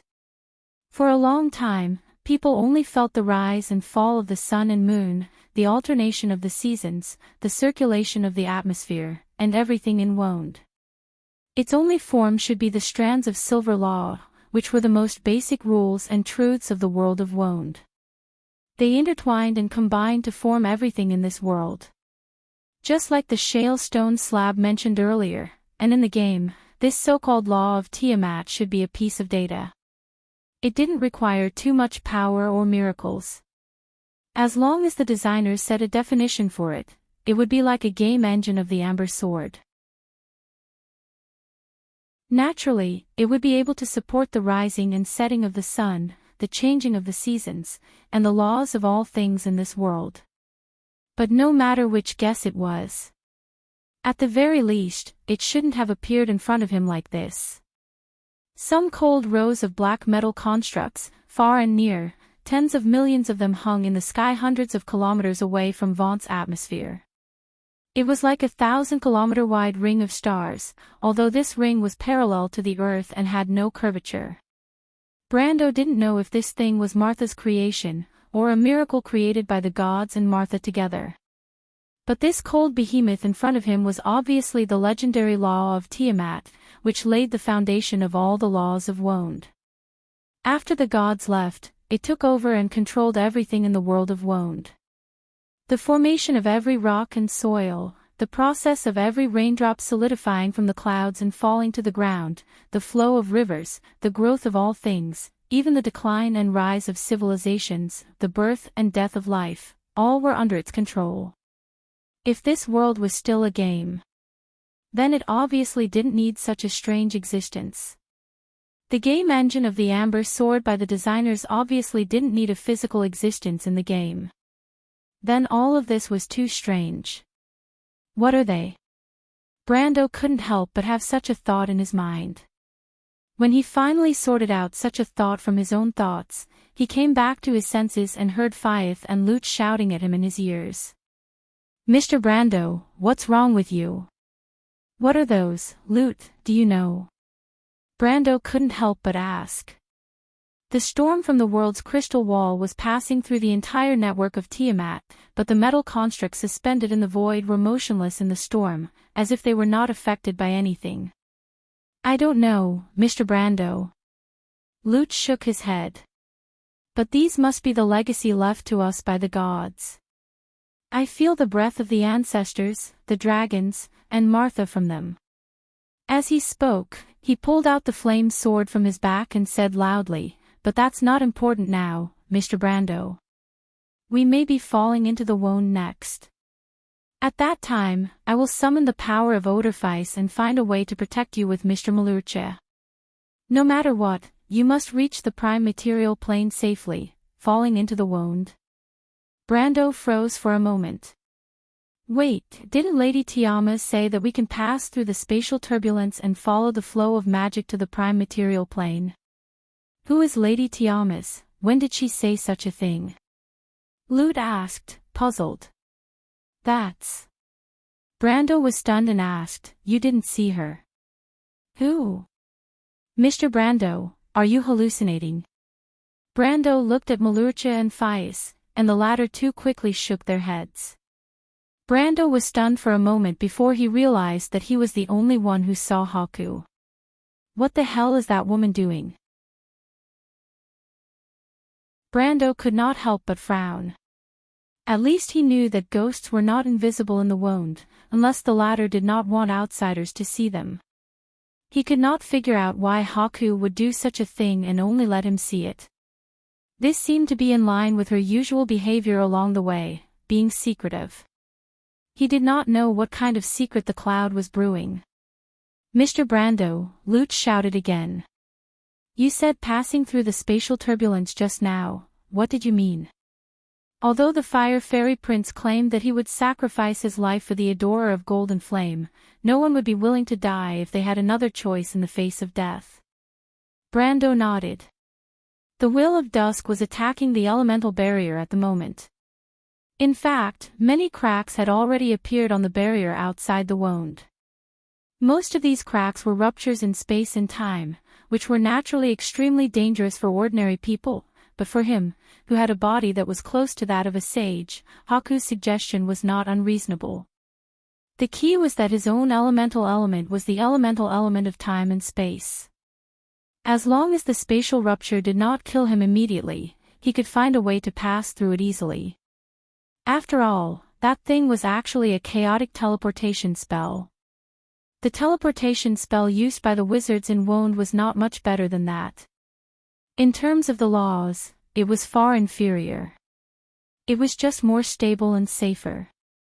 Right now, Brando could not guarantee the stability of the spatial rupture. He could only pray for Martha's protection for its safety. But at least Haku was right about one thing, and that was that the magic tide surging from the sea of magic would eventually flow towards Wond. Then, at least the general direction would not be wrong. And going through the spatial rupture to Wond was indeed much safer than falling directly into the continent of Wond from this place. Therefore, he nodded and said to Lute and the others, "Malurche, Faiz, I will let you reset back to the cards of fate in a while. When it is safe, I will find a way to summon you. Mr. Lute, come into my bag." "What bag?" Unlike Faiz and Malurche who followed his instructions, Lute's eyes widened. He subconsciously looked at the waist bag that Brando tied to the belt of his sword, and his expression changed. "Wait, I am a relative of the fire elemental. Nothing you can do now is useless. Brando replied. He grabbed the little guy, opened his waist bag and stuffed him in. Adorer of the flaming blade, you can't do this. Whoa whoa. Don't do this, I will suffocate. Elemental creatures could suffocate. Brando smiled but did not say anything. He had never heard of such a ridiculous thing. He casually closed the bag, and the latter's voice disappeared without a trace. In the capital of the empire, Rushta had completely lost its former glory. In the city that had almost completely turned into ruins, hundreds of thousands of people had long been buried under dust and rubble. The few people who were still lucky enough to survive hid in dark corners and trembled, waiting for the crystal monsters that rampaged above the ruins to flip open the broken walls between the ruins and find them. Then, they would be killed one by one. A carriage that had been heading in the direction of the inner city from the Garden of White Roses of St. Conic Palace was now flipped over on the side of the street. The two knights in the carriage lay lifelessly on the side of the road. One of them had his chest completely caved in, and his whole body was pressed under a huge piece of the city wall. The other person was lying on a few charred beams, and his body was badly mutilated. It was as if his corpse had been tortured by some wild beast. But at least they were not too far away from their goal when they were alive. Not far from the flipped carriage was the manor where the Antibureau Principality's envoy group stayed. Although the manor had been completely engulfed in a sea of fire, and looked like it had fallen into a hellish scene from afar. Inside the manor, the corpses of the guards and knight were strewn all over the place. But these people did not look like they had died under the impact of meteorites and the scorching sea of fire, nor did they look like they had experienced a fierce battle with terrifying monsters when they were alive. To be more precise, their faces were green, and they were foaming at the mouth. It was more like they had died from poison. P.S. My hand trembled when I copied the article, and I seem to have copied the last paragraph wrongly. I don't know if it's true. Anyway, I will edit it again. If it's true. OTL.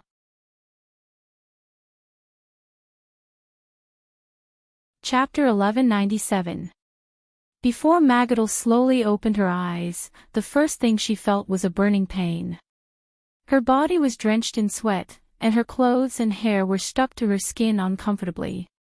Her exposed skin was burning with pain, as if her skin had been torn apart, exposing her fat and muscles to the scorching air. She groaned in a low voice, her long eyelashes fluttering, and the first thing she saw was her arm on the walnut floor. The injury was not as serious as she had imagined. There were a few abrasions on her arm, but the dark red scars were distributed on her snow-white skin, and it was a shocking sight. She felt dizzy and got up from the ground. She looked around in a daze and found herself lying on the bed. It was a luxurious princess bed, with exquisite embossing decorations that were full of the style of the Antoine Silver Bay. For such a bed to appear in the heart of the empire, it showed that the owner of this place took great care of his guests. But Her Royal Highness' golden hair seemed to be covered in dust as it hung messily over her shoulders. She stared blankly at the scattered wooden floor and the rubble that fell from the ceiling. Only then did she remember everything that had happened earlier. The servants in the manor were screaming, and it was noisy. She looked out the window and saw the sky in the west had turned into a bright golden-red color.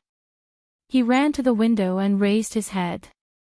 Countless densely packed golden lines were reflected in his eyes, slowly moving forward along the pitch-black night sky above his head. Behind her, there was a sound of heavy footsteps on the stairs. It was the unique sound of iron boots stepping on solid wood. She looked back at the window and saw that the maid named Devi, who was being scolded by her, had a panicked look on her face. The door was slammed open. But at that moment, there was a sudden burst of light outside the window. The light engulfed everything, and it was wrapped in heat and heat. She looked out of the window again and saw the oak trees and lush leaves in the distance turning into pillars of fire. The heat immediately rushed to the window, and she felt herself flying. Her vision spun, and she vaguely saw Devi screaming and squatting on the ground. Then, she lost her memory. Right, where is Devi? Devi? She cried out, her hoarse voice startling herself. Her throat hurt as if she had swallowed a piece of hot charcoal. She quickly shut her mouth and frowned in pain. She reached out to support herself on the bed and stood up shakily. Outside the manor was a sea of fire. Burning trees, dried-up fountains, and toppled bricks. The raging fire reflected the stone slabs into a golden-red color. Strange shadows swayed in the light of the fire, as if it was a scene from hell. Tiv. Tiwei, are you there? Magadal walked through the dark corridor, her voice echoing in the empty mansion. She carefully avoided the corpses of the guards on the floor and found a shoe among the ashes and charcoal. The maid's leather shoes were obviously left behind later. She picked them up and then struggled to walk down the stairs. The hall was in a mess. All the lights had been extinguished, and it was pitch black. The door was wide open, and the light from the fire shone in from outside. She stopped at the turning point of the stairs between the hall and the corridor on the second floor, and saw the corpse lying quietly by the door. It was the cold body of a young girl, lying on the wooden floor. Her thin body was split into two from the waist, and her black and white maid uniform was stained with blood. She was barefooted, and her hand was clutching the Empire's Queen's seal ring tightly. Her eyes were empty, as if she had died with a grievance, and her mouth was slightly open. Magadal covered her mouth and subconsciously took a step back. Her body slammed into the wooden wall behind her, and dust and ashes fell from her head. But she did not feel it, and her eyes were filled with sorrow and disbelief. She did not know if it was the body of her maid or the ring in her hand that hurt her deeply. Suddenly, a light flashed in her mind, and she came to her senses. She took another 2 steps back, and without looking back, she turned around and ran up the stairs. With a loud crack, the place where Magadal was just standing suddenly shattered, and a black shadow fell from the sky. It was a hideous beetle-like monster. Its forelimbs were like scythes, and it cut into the wooden planks, sending wood chips flying everywhere. The princess looked back at the monster in horror. Although she did not know what it was, it did not stop her from understanding the cold, undisguised killing intent in its black compound eyes. She lifted her skirt and ran up the corridor on the second floor. But when she reached the last step, she accidentally stepped on the corner of her skirt, and her whole body fell forward and landed heavily on the floor. She groaned, and her heart clenched tightly. She told herself that she had to get up immediately, but the fear of death was like a shadow that shrouded her, and her limbs did not listen to her commands. The princess's heart was filled with despair. She trembled as she turned around, just in time to see the worm-like monster appear at the staircase on the second floor. It hissed, raised its sickle-like forelimbs, and stabbed towards her chest. Just as Magadal was about to stab her in the chest, a dazzling blue light suddenly bloomed from the wound.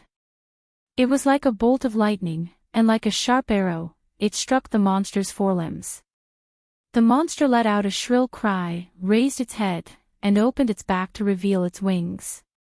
In an instant, it flew far away. The lightning flashed and disappeared. Magadal stared blankly at the scene before her. She felt a burning pain in her chest. She reached out and pressed her hand against it, only to feel something slippery on her palm. When she opened her hand, her snow-white palm was stained with a bright red color. Devi's face, which had died with his eyes wide open, suddenly appeared in her mind. She immediately understood that there should be poison glands on the insect's forelimbs. "I'm still going to die," a wave of dizziness came over her. She suddenly remembered the conversation she had with Griffin in Princess Erowyn's territory. Her close friend had finally mustered the courage to resist her fate. But what about herself? Was she going to die here without knowing why? In the end, I don't even know what kind of monster killed me. Compared to Griffin, I can't accept it. Her breathing became difficult. She suddenly lost her strength and laid flat in the dust. Her eyes began to lose focus, and her vision became blurry. The monster crawled back, and looked at her from above. It raised its forelimbs, and carefully stabbed her chest. Magadal felt a sharp pain in her heart. She moaned softly. What do you want, to eat me? She thought in a daze. Tears rolled down her cheeks. She did not know when it started, but for the fate of this small kingdom, she had no choice but to shoulder this heavy responsibility. She was a devout believer, obedient and docile princess in the eyes of the holy cathedral. She did not need to have her own thoughts and opinions. Her only resistance was to wait quietly. Perhaps if she could become a saint, she would not need to be a political bargaining chip. However, the only person who had intruded into her heart had used an ice-cold sharp sword to end all of her dreams in the pouring rain. She still remembered the rainwater on the sword, mixed with her rose-colored blood, and the reflection of her own frightened eyes on the sword. Magadal coughed softly. She did not even have the strength to laugh bitterly. I'm so envious of Griffin, she's so lucky. She did not know why, but in her daze, she thought of Brando. The Count saved her life, but she did not help much. Her own maid betrayed her and sold them out to Her Majesty the Queen. Hopefully, the Count would be blessed by the heavens and be able to survive this calamity. She thought silently. She suddenly realized that she was starting to hallucinate. She saw the dark ceiling twisting like a whirlpool, and then a black thing fell out from it. What is that? Isn't it said that people can see their own reflections in the abyss lake before they die? But why is my hallucination so strange? Is this Martha's punishment for my hypocrisy? When Brando came back to his senses, he found himself standing in a long and narrow corridor. This corridor led to the second floor of a hole. It was made of gray wooden planks that were placed on top of a beam. Not far from him was a window, and the cold moonlight shone through the window. It was like mercury flowing on the floor, illuminating a thick layer of dust. A skeleton stood in front of him. Its head was lowered, and a sharp sword was inserted between its empty ribs. The sword was 3 feet and 1 inch long. The guard was decorated with iron flower carvings, and the spine was engraved with numbers of different depths. 0, 17, 1, 7. It was the kingdom's standard cavalry sword forged in the Long War. He still remembered a moment ago when he ordered Malurcha and Faiz to reset into carts, and then grabbed loot and stuffed him into his pocket. He rushed into the oncoming space crack and plunged into it. But the scene in front of him was also so familiar. Everything seemed to have happened yesterday. Brando lowered his head subconsciously and found that his chest and abdomen were red, but a long and narrow wound on his left chest had been healed for a long time. He silently turned his head back again. In the darkness, the wall with the murals was blank. The damaged murals were scattered around the corner, and a ring was shining on the ground. He reached out his hand to touch his waist, but he felt nothing. Brando. A clear, slightly curious voice sounded downstairs. The voice was like a string of bells, falling on the ground in the darkness. It echoed clearly and had a magic that went straight into one's heart.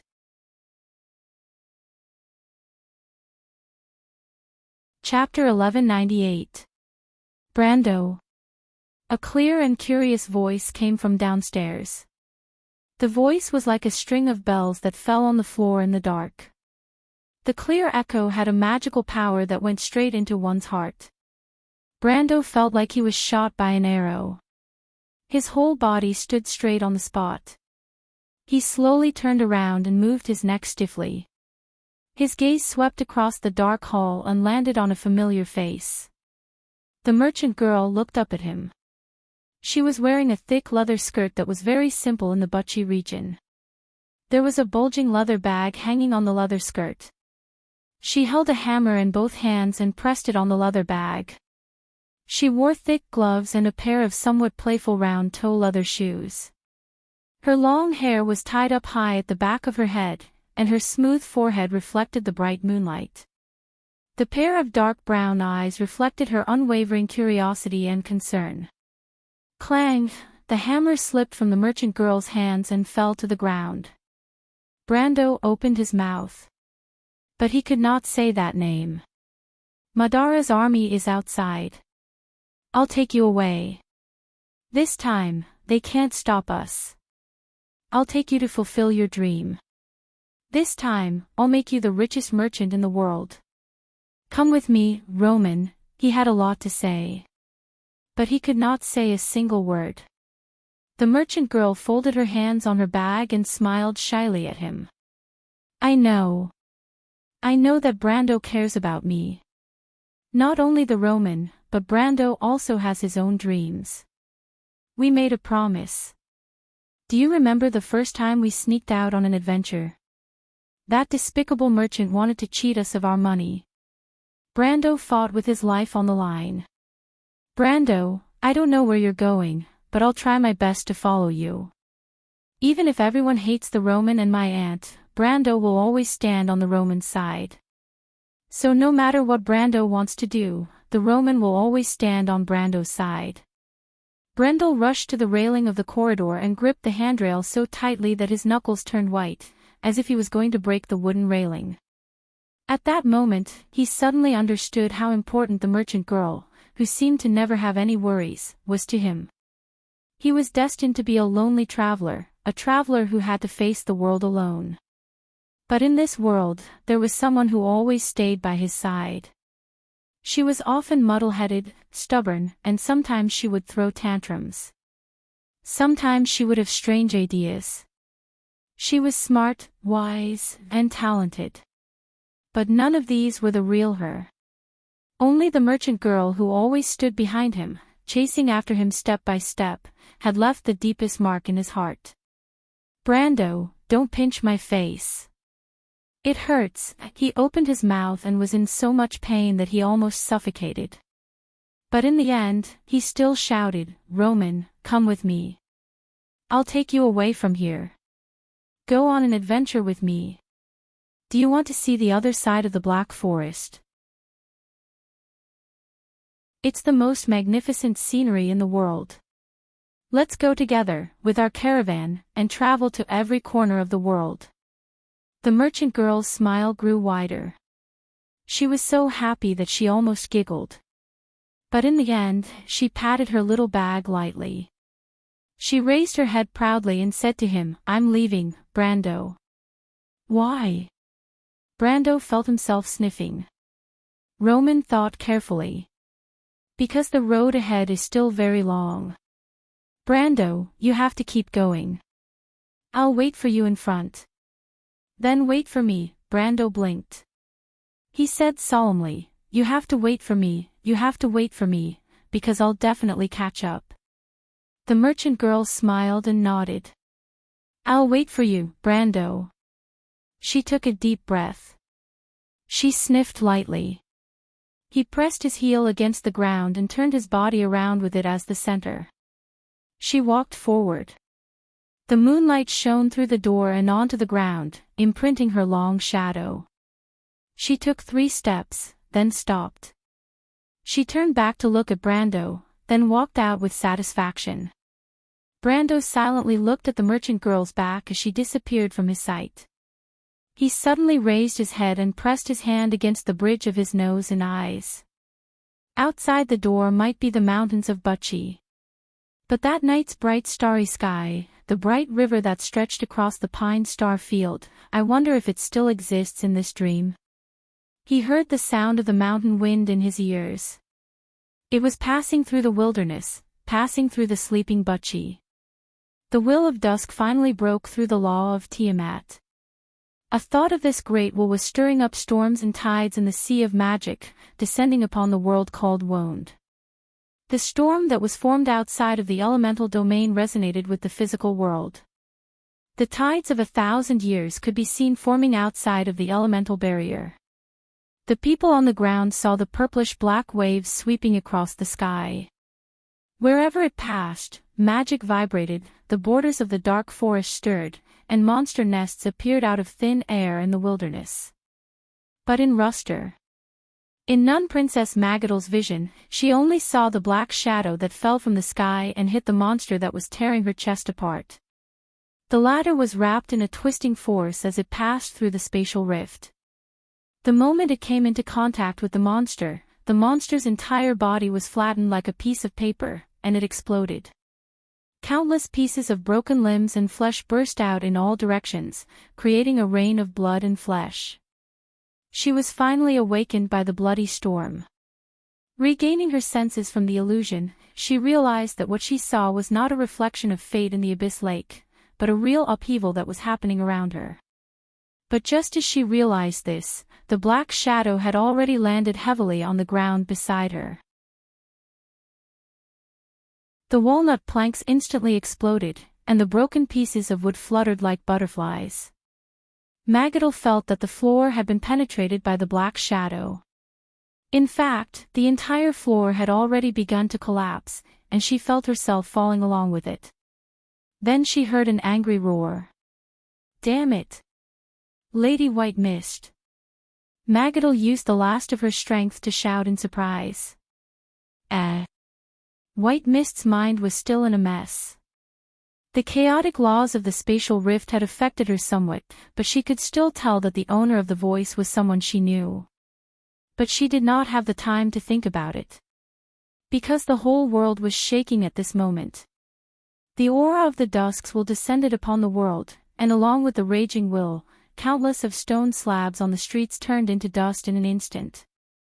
Even Magadel could feel the tremors of the outside world. She wanted to say something, but at this moment, she could not help but shut her mouth. Moreover, she felt that she was about to fall to the ground.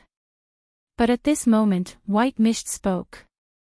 "Hold on tight to me, don't think too much when you pass through the spatial rift." "What?" "Don't think too much, and thank Brando for giving you something really good." The noble manor where Antoine Bureau's envoy was staying at was turned into dust at that moment. But at this moment, very few people had the time to care about the fate of others. In the St. Condepu Palace, the crystal clusters were pouring into the Garden of the White Rose. The Flame family knights were defending the entrance of the tunnel, but their defense line was still being pushed back. The sages appeared in the crystal clusters. The entire 1,000-year-old capital of the Kurlut seemed to be experiencing a terrible earthquake.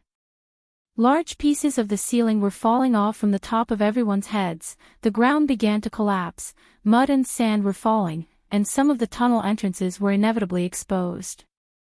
In the blink of an eye, the crystal cluster army was swarming in. Little Nydivan was frantically looking for his daughter, but after the Silver Elf Princess met the royal butler for the last time, she found that he could not be found anymore. The teleportation circle was being activated for the last time. The Shire and the rest of the witches stood on it, and only Noodle and Vala were still casting spells outside the circle. After entering the Holy Realm, the latter was able to teleport long distances without the help of magic circles, so she stayed behind to do the final work. As for the former princess of Erewhon, Noodle was determined to wait for Brando's return. Medisha wanted to go with her, but was stopped by the latter. At this moment, the few of them were looking at the east of Rushta with a solemn expression. There, a huge black sphere was suspended in the sky above half of the capital. It was like a black hole that was constantly rotating and swallowing all the ruins and gravel around it. It was sucking in the wreckage of all the buildings in the capital. This black hole appeared at about the same time when the Will of Dusk came to this world. It was suspended about a few thousand meters above the ground, like a huge black sun that was clearly visible for dozens of miles. "What is that?" Medisha frowned as she stared at the thing. Noodle shook her head. "In short, it can't be anything good. The nearby space is becoming unstable under the influence of that thing. We have to teleport in advance." "What about Mr. Nydivan?" "We can't wait. Vala will find a way to ensure his safety. You have to go first. If the magic circle can't hold on, we can't take all of you with us." Medisha and the Shire looked at each other, their faces filled with worry. But it was at this moment that the expressions of the two changed at the same time, and they exclaimed in a low voice, my lord has returned to Wonde."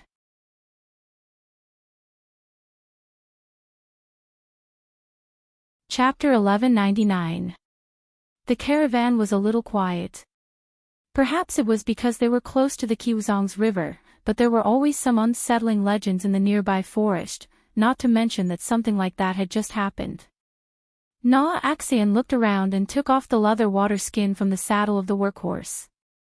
He pulled out the cork and drank the remaining water in one gulp. He then frowned. The water tasted a little rancid. Fortunately, they should be able to reach the Kiwuzong's river before nightfall and replenish their water supply there, if there were no accidents. He stroked the strong neck of the beast and used his hand to grab the leather strap of the harness and put the dried water skin back in. The workhorse snorted. This was an old horse with more than 20 years of teeth. Ever since he had made a living on the long border with his head on his belt, this old fellow had been chewing grass under his hands. The sky was getting dark, and the already gray sky was covered with a layer of dense fog. There was a thin layer of fog in the distant forest, and the corners of a few abandoned houses could be seen. Above the ribbon-like clouds, a few stars twinkled, embellishing the faint red color of the horizon. Na Axian stared in that direction. The place where the sun set was the land covered with the flag of the Black Rose. Beyond the kingdom of the undead and the vast ocean, there was a prosperous human world. The strange phenomenon in the western sky had happened 3 days ago. On that night, the caravan stopped at Tormlo.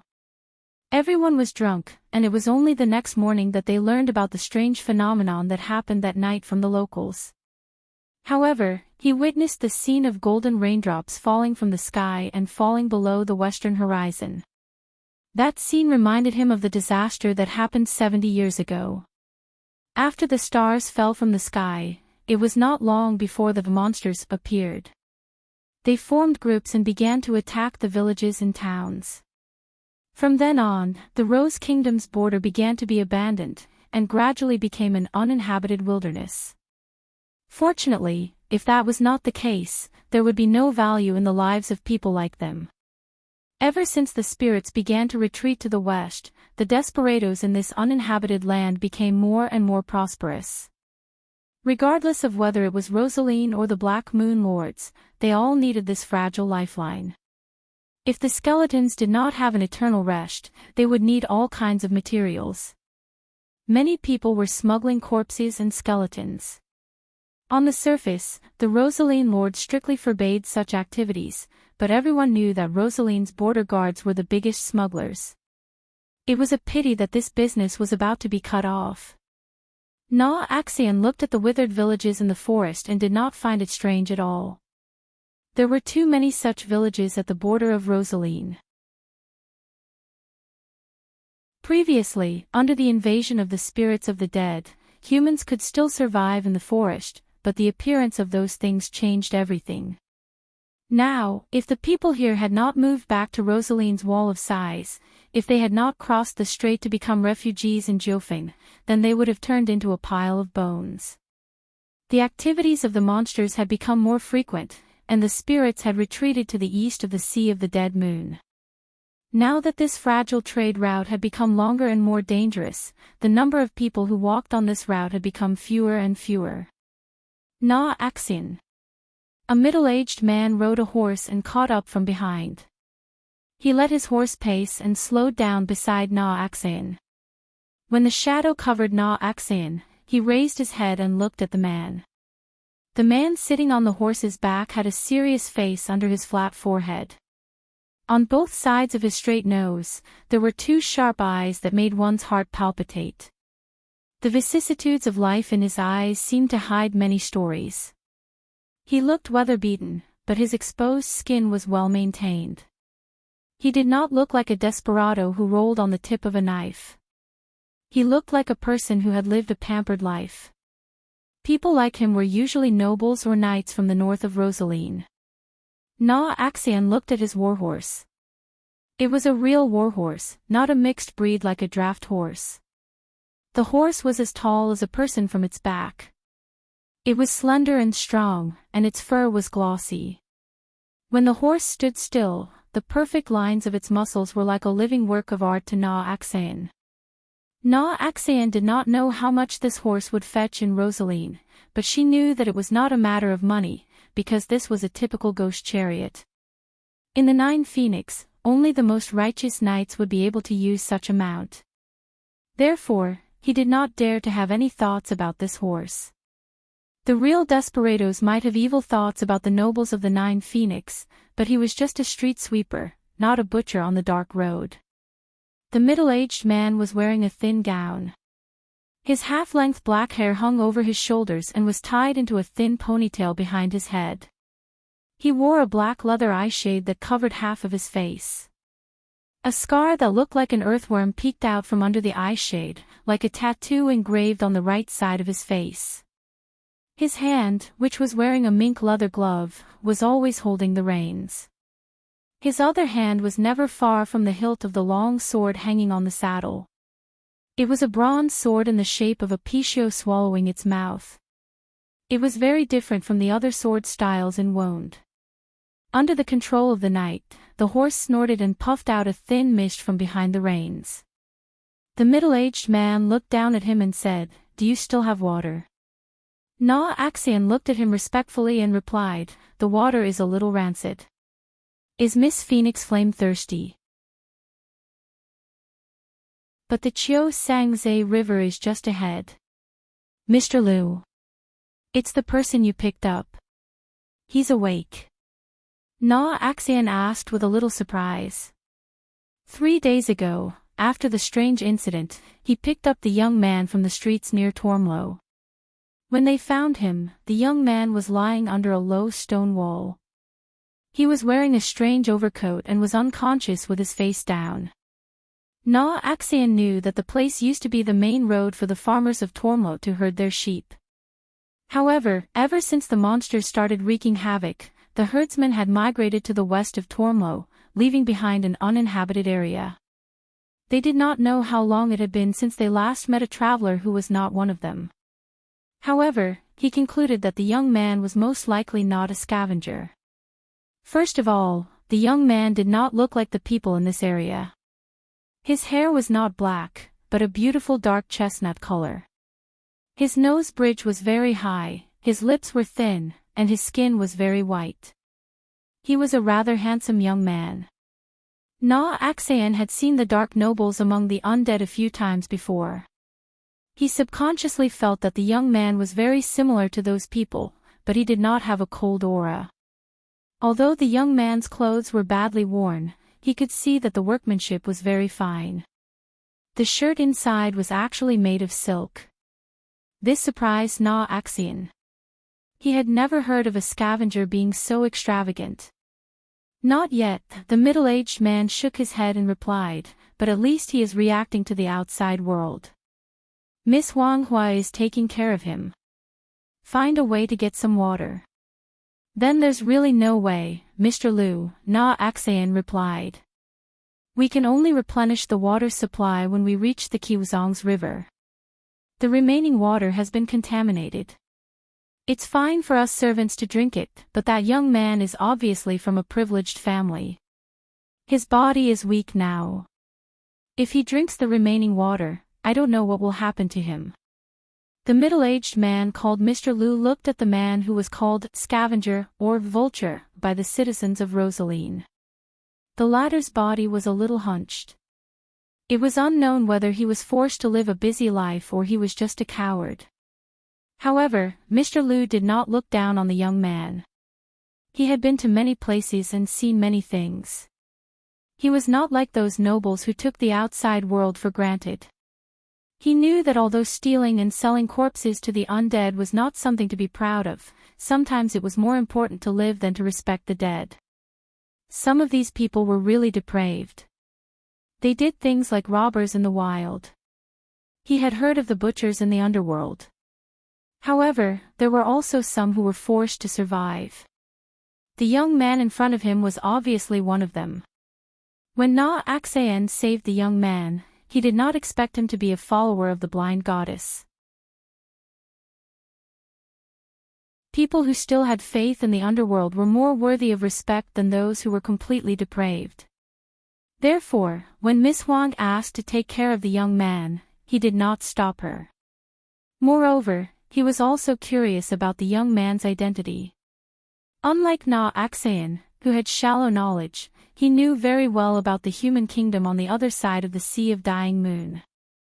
Although the Nine Phoenix was isolated, it still maintained intermittent trade with Saint Tassol and Erewhon through the sea route of the Sea of Dim Light. He touched his leather gloves and suddenly thought of another matter. Na-Axayan, I heard that you encountered a flood when you passed by the Kiwazong's river on your way here. Na-Axayan was stunned. It was as if a layer of haze covered his face when he mentioned this matter. To be honest, Mr. Liu, this matter is indeed a little strange. He swallowed a mouthful of saliva and replied, You know that I am a follower of Goddess Irene. This bad omen has made me uneasy for a long time, to be exact. This was Na-Axayan's last job. Although he had not saved enough money, it was enough for him to live in Rosaline with dignity. As for returning to the Nine Phoenix, he had to think of another way. It was said that the Rosaline Lord had already made preparations to retreat to the other side of the strait.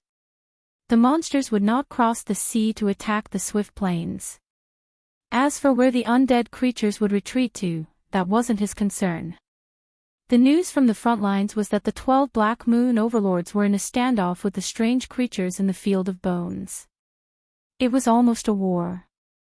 Although the spirits of the dead had already started to retreat, they would not lose the entire battle. He could not help but think so. At that time, it was like this. As Na-Axayan spoke, she recalled the situation back then.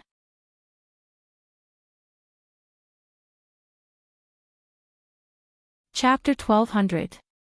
When Na-Axayan described the scene, the two of them stopped by the roadside. A few heavy caravans pulled by tall horses were moving along the road by the edge of the forest. The ruts left deep imprints in the soft dust. In fact, when the scavengers' caravans were heading to Tormlo, their caravans were usually filled with coffins. That was why this road was called the Dark Road or the Path of the Dead. Scavengers or vultures like them were frequent visitors to this road. However, while people looked down on their work and envied the gold in their pockets, they did not see many people shed tears on this road.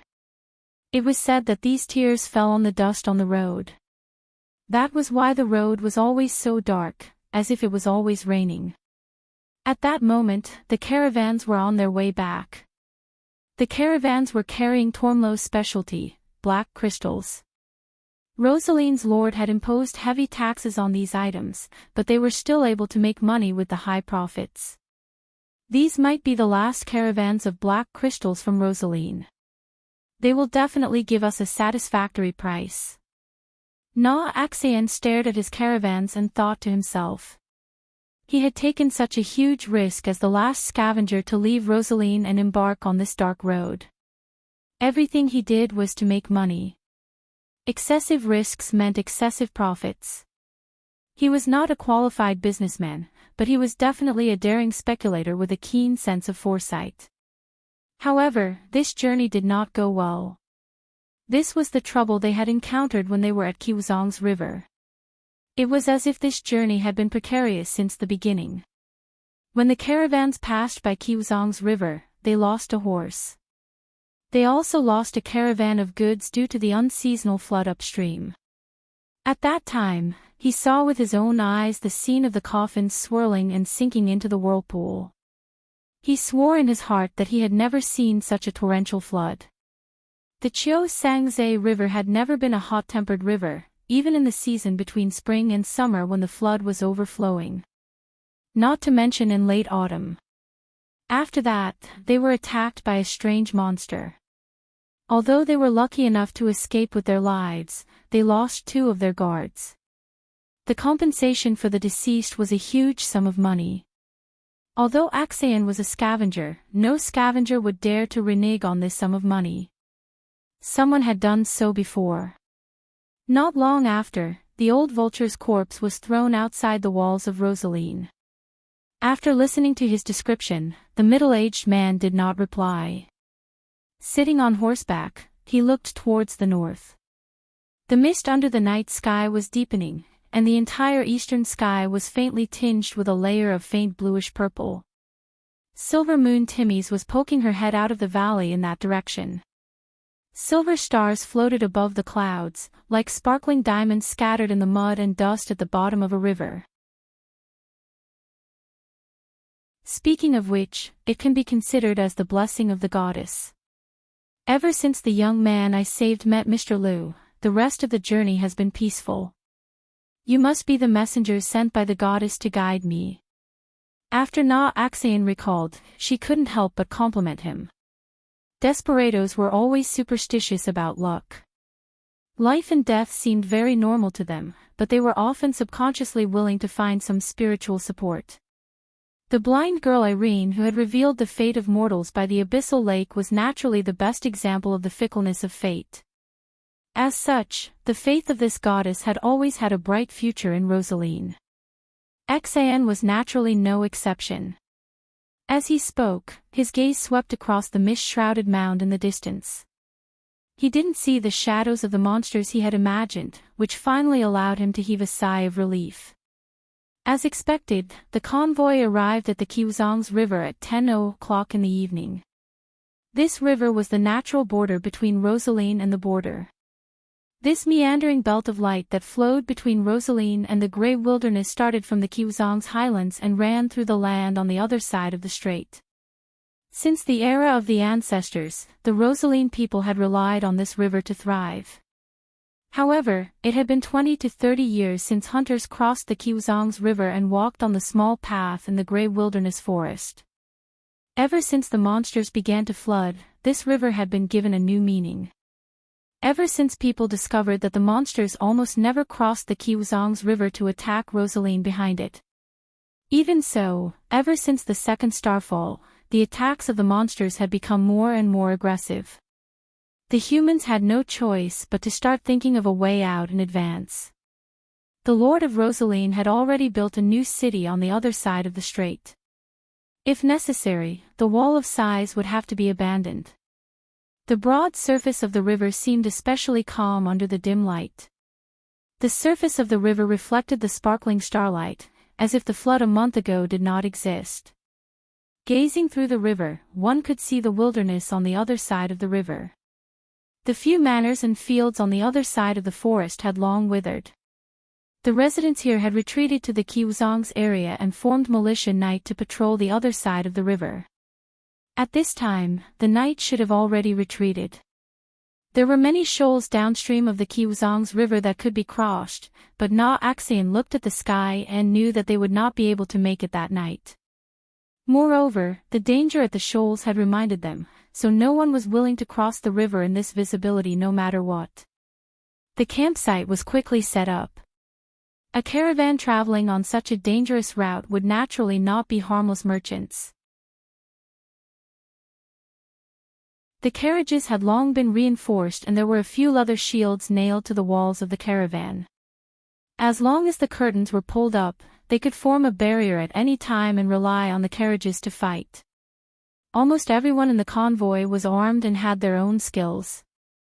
This was not only to guard against the attacks of the monsters, but also to guard against the more murderers on this trade route. Sometimes, their own kind was more dangerous than the monsters. When traveling in the wilderness, most of the scavengers maintained the habit of not drinking. In fact, these desperados were sometimes more devout than the Puritans. In the wilderness, only the sword could be trusted.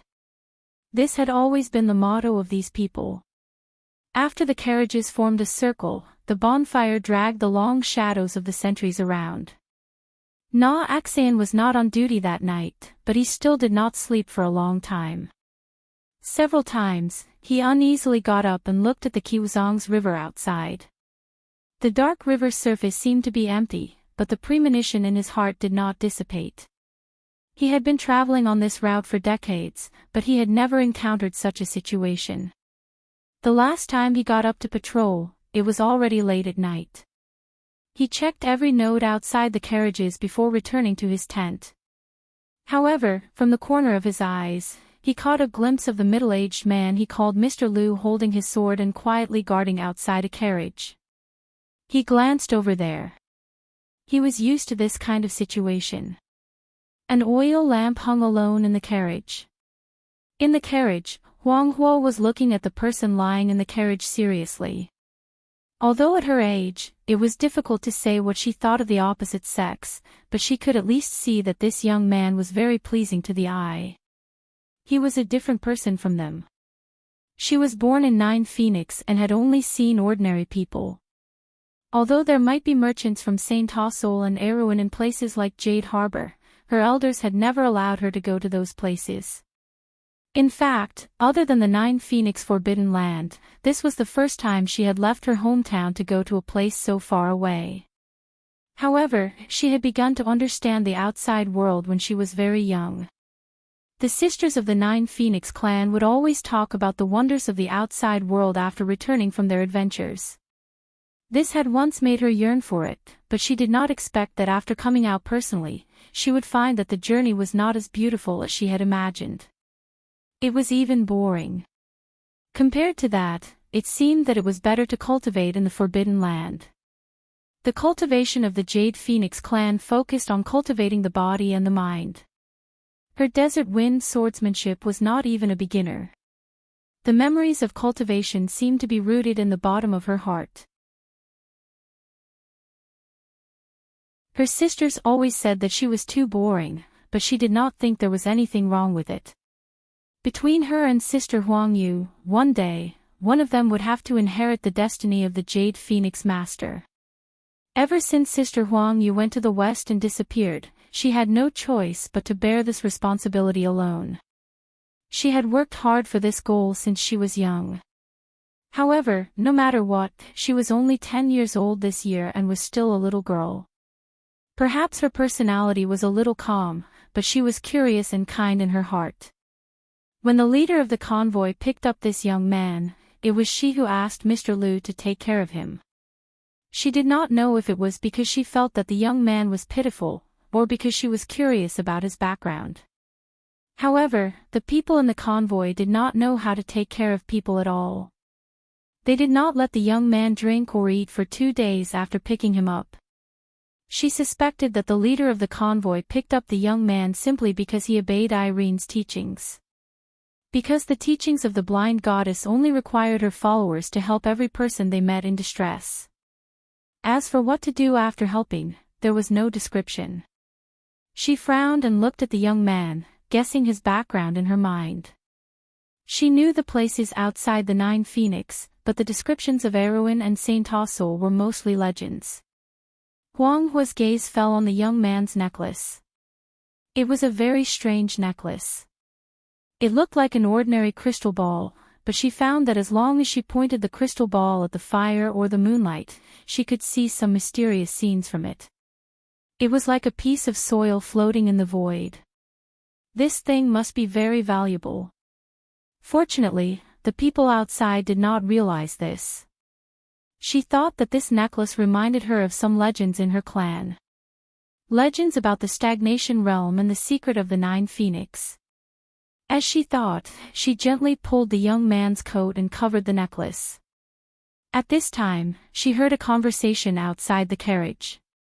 Outside the carriage, Xan was looking at the middle-aged man. He probably did not expect that the man would suddenly call him. In his impression, although Mr. Liu would occasionally ask him some questions, most of the time, they were 2 straight lines that did not intersect with each other. Mr. Liu. The middle-aged man gestured for him to be quiet. At the same time, he pressed one hand on his sword and his thumb on the Pishio's mouth. With a whoosh, he pulled out the extremely sharp bronze sword. "Go wake up the others," he said.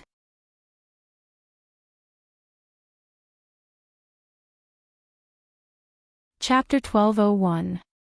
Na Axian, who had been on the streets for many years, immediately understood what was going on as soon as he saw the other party's movements. There was danger. But just as he turned around, a sudden scream came from the periphery of the carriages. "There are monsters." The voice came from the north.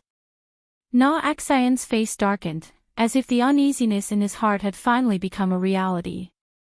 He did not have time to exchange pleasantries with Mr. Liu. He turned around and looked in that direction with a straight face. But the carriages surrounding the camp blocked his view. He had no choice but to walk in that direction and pass through the camp. The guards sitting by the bonfire saw him pass by with a gloomy face. They did not react for a moment. They looked at each other for a moment before picking up their weapons and following him. Na Axian came to the side of the carriage and looked north of the Chiao Sangze River.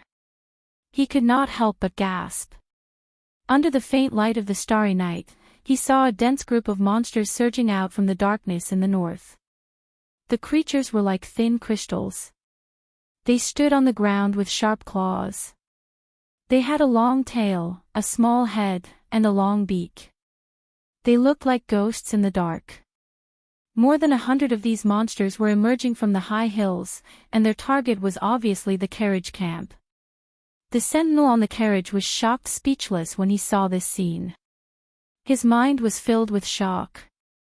Since when did monsters start appearing near the Chiao Sangze River, and in such large numbers? At this point, Na Axian was able to keep his cool. Put the muskets on the rack. Although he knew that he would not be able to survive tonight, he was not going to sit around and wait for death. He shouted to his men, "Prepare for battle." Most of the street enforcers of the underworld were fugitives. They knew that it was normal for them to lose their lives on the path of the dead. Besides, most of them were alone in Rosaline and had nothing to worry about. It was inevitable that they would feel uneasy at this moment. But after Na Axian's 2 low growls, they finally calmed down. Thus, the guards raised their spears and shields. Although their faces were pale, they managed to form a decent line of defense. The street enforcers of the underworld had been on this path for decades. They finally had some experience in dealing with monsters. At the very least, this line of defense formed by carriages was reliable in most cases. However, that was only if they were facing a few monsters. Against a monster tide consisting of over 100 monsters, it would only take a blink of an eye for them to devour a village, let alone a small caravan like theirs. Everyone knew in their hearts that there was no way they could survive this night. They would only have a chance of survival if they could hold out until dawn and wait for Rosalie's cavalry patrol to arrive. However, a small group of patrolling cavalrymen would not be able to save them.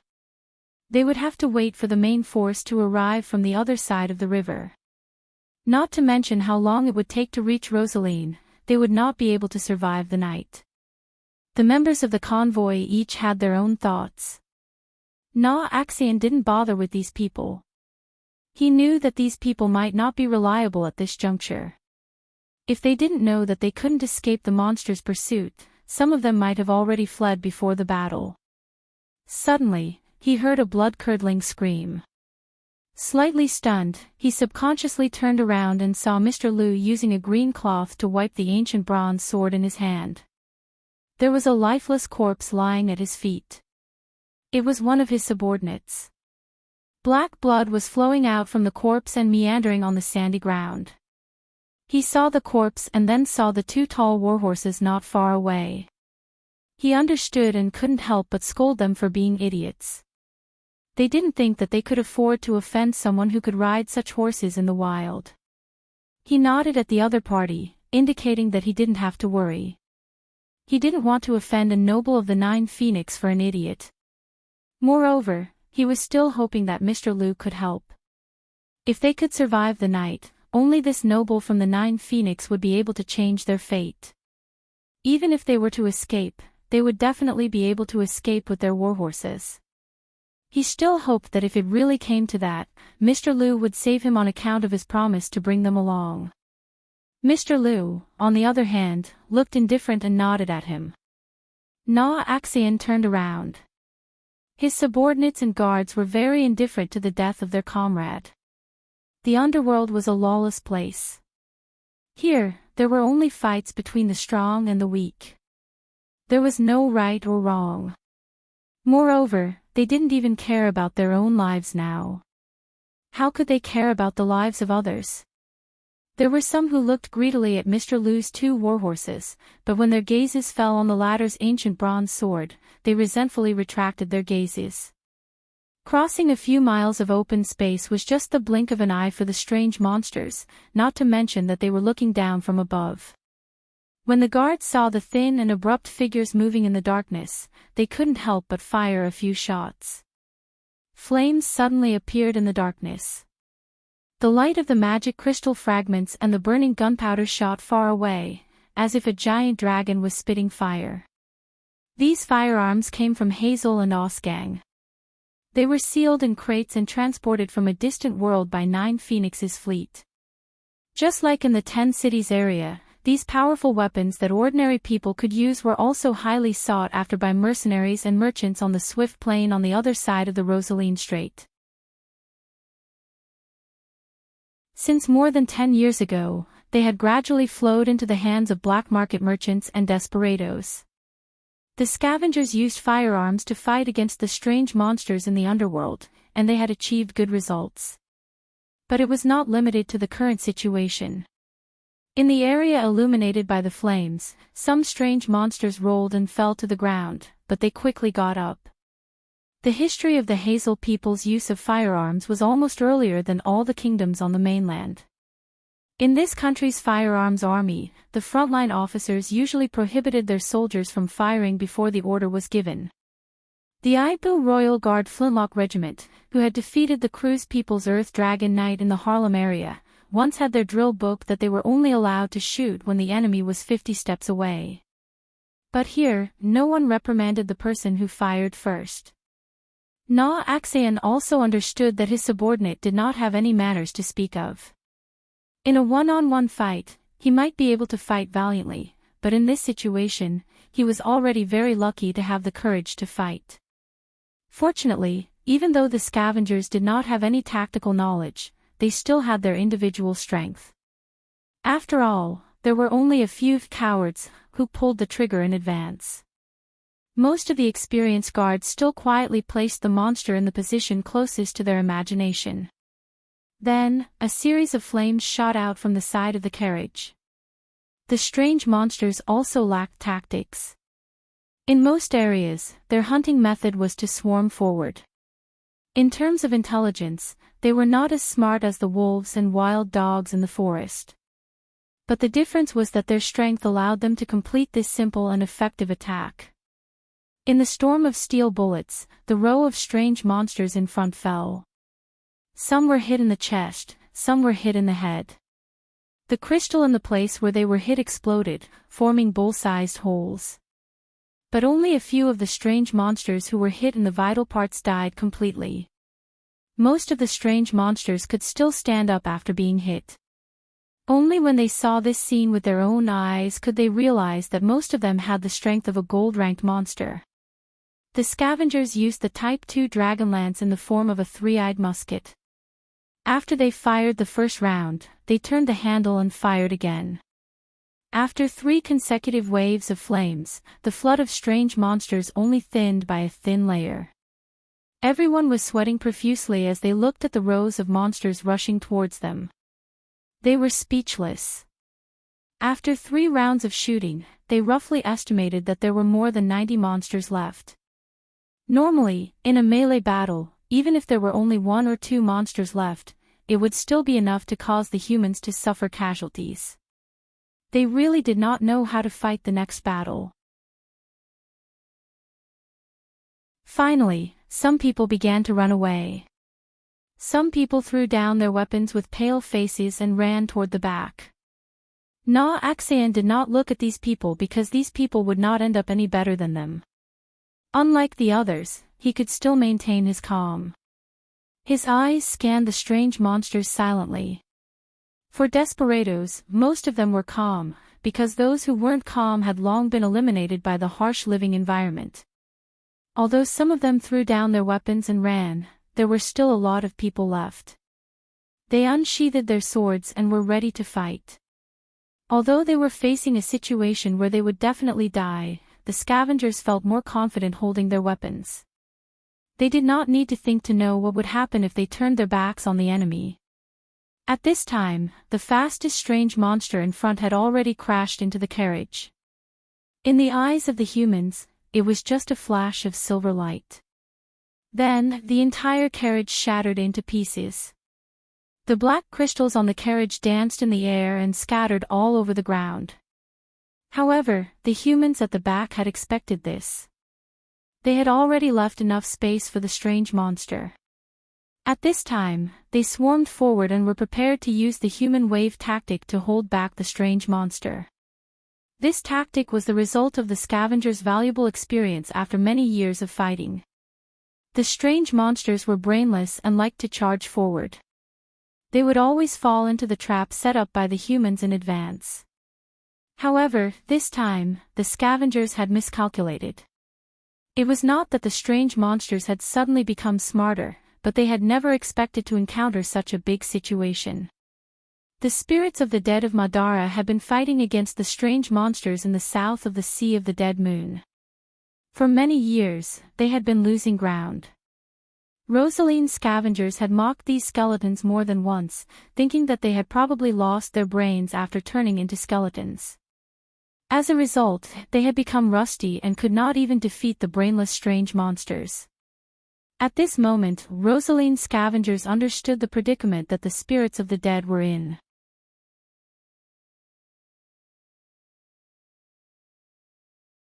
Chapter 1202. In the Land of Bones, the biggest problem for the spirits of the dead in Madara was that when the number of monsters was several times greater than their own, any strategy would be useless in the face of a flood of crystals. And at this moment, their reckless battle tactics became the best choice. The guards in the camp had just swarmed forward, but 7 or 8 monsters had already rushed into the camp.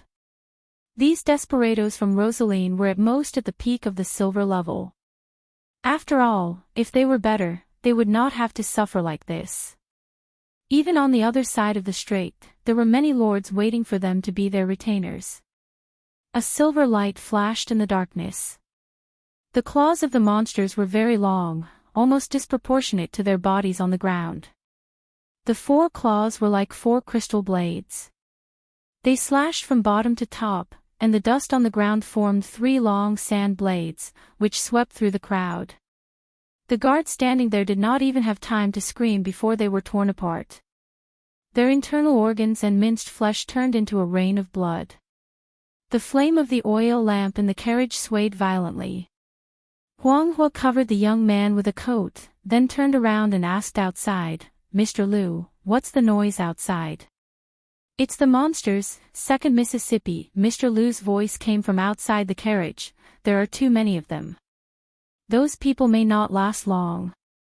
Huang Hua was slightly stunned.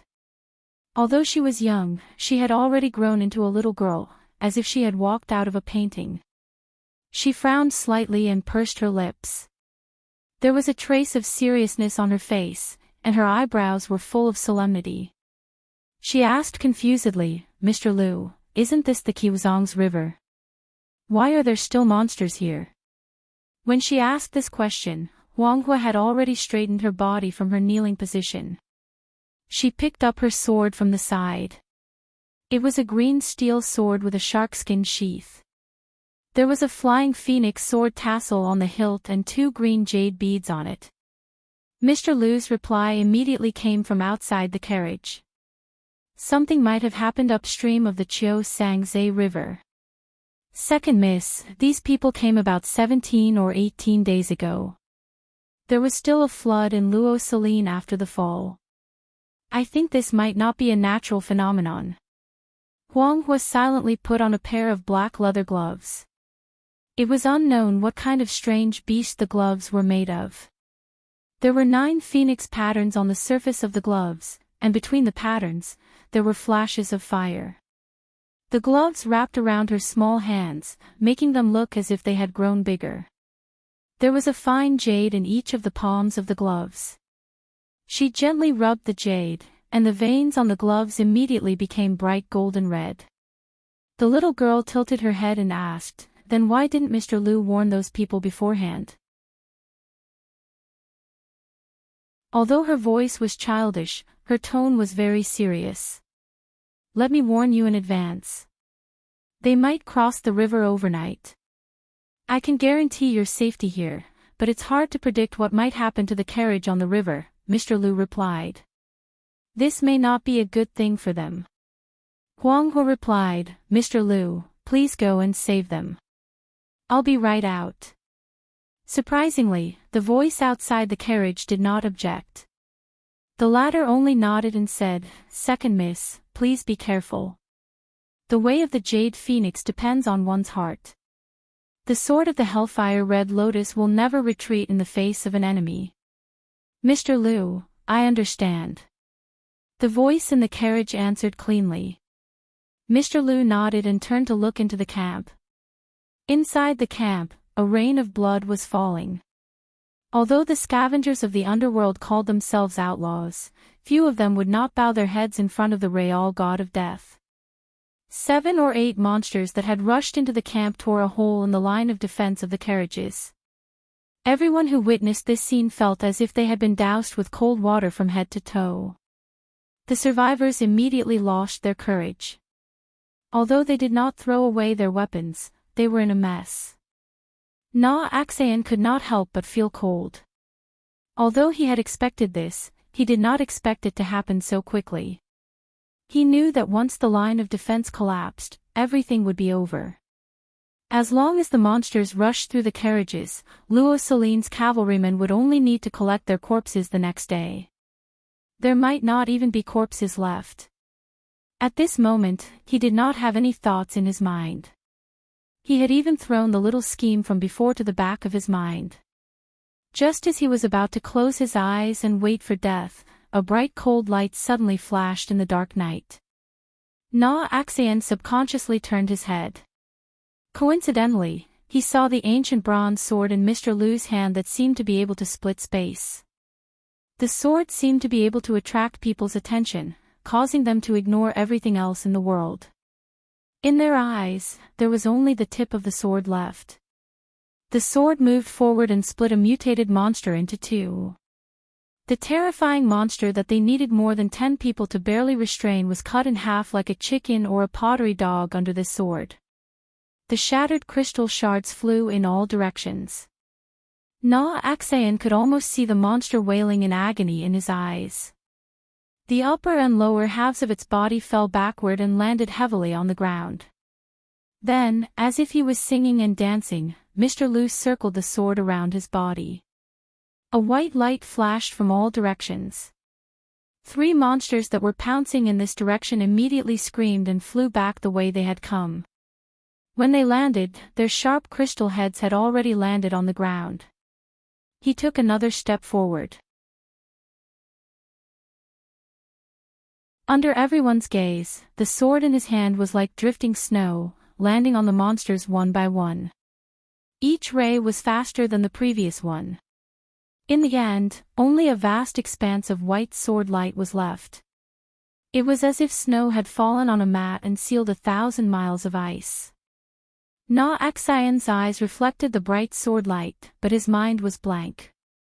This was because he was not a native of Luo Celine. He was from the 9 Phoenixes.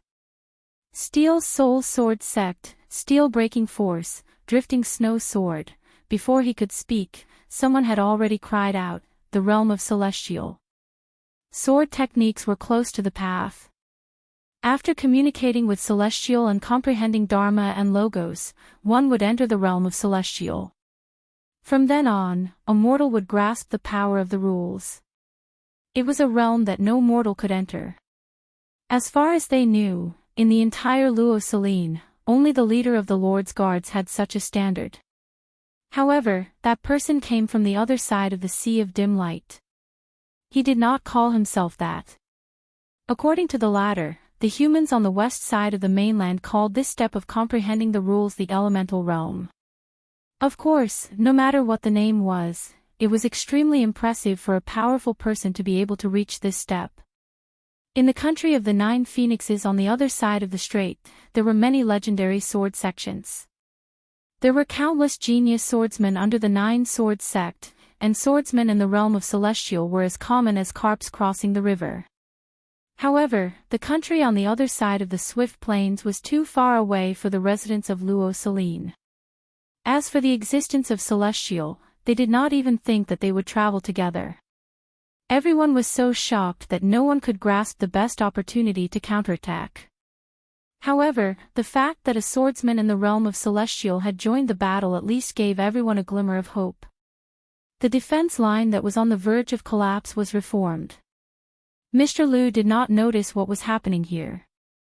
Although he had killed almost 7 monsters with a single slash of his sword, there were already tens of times more monsters outside the campsite, surrounding the humans in the campsite.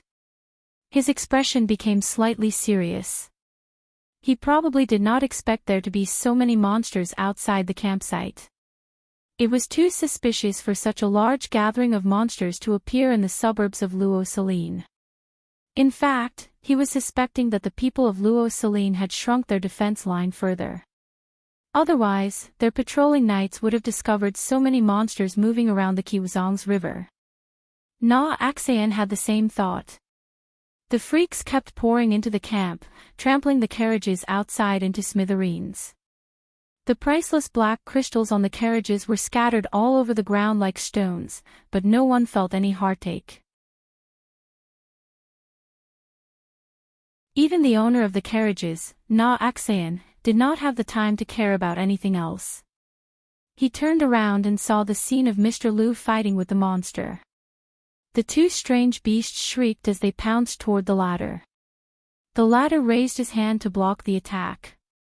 The Steel Spirit Sword sect was the first of the 9 swords, which focused on defense and counterattack. It was a sword that focused on foresight and foresight. He casually raised his hand to block the attack. Before he could think, the tip of his sword had already pierced the 2 strange beasts. The 2 strange beasts instantly fell from the sky, dead. But at that moment, a strange monster that looked like a cluster of crystals suddenly appeared behind him and pounced in his direction. "Be careful!" Na Axayan could not help but shout. Mr. Liu reacted quickly. He immediately raised his sword behind him to block, but he did not expect that his sword would block empty air. A monster in the realm of Celestial? Na Axayan, who had witnessed this scene, was so scared that his heart almost stopped. Mr. Liu felt a chill in his heart. He immediately raised his sword to defend himself. In fact, he had already prepared himself to be injured. But at that moment, a bright flame suddenly shot out of the carriage. The flame was like a phoenix spreading its wings. It spun in the air and then shot straight at the monster behind him. "Second young miss, don't." Mr. Liu paled in fright and hurriedly shouted. But unfortunately, he was already a step too late. Returning wind riding wave. The voice of the little girl in the carriage was extremely resolute. The cyan steel sword in her hand burned fiercely, as if it were a pillar of flame. She waved her sword, and the arc of flame spread its wings and flew towards the cluster of crystals. But before the golden red sword light could reach it, the monster had already turned around and dodged the flame. Then, it turned around and pounced in the direction of the carriage. "Second young miss." Mr. Liu's eyes widened. He pulled out his sword and charged in that direction.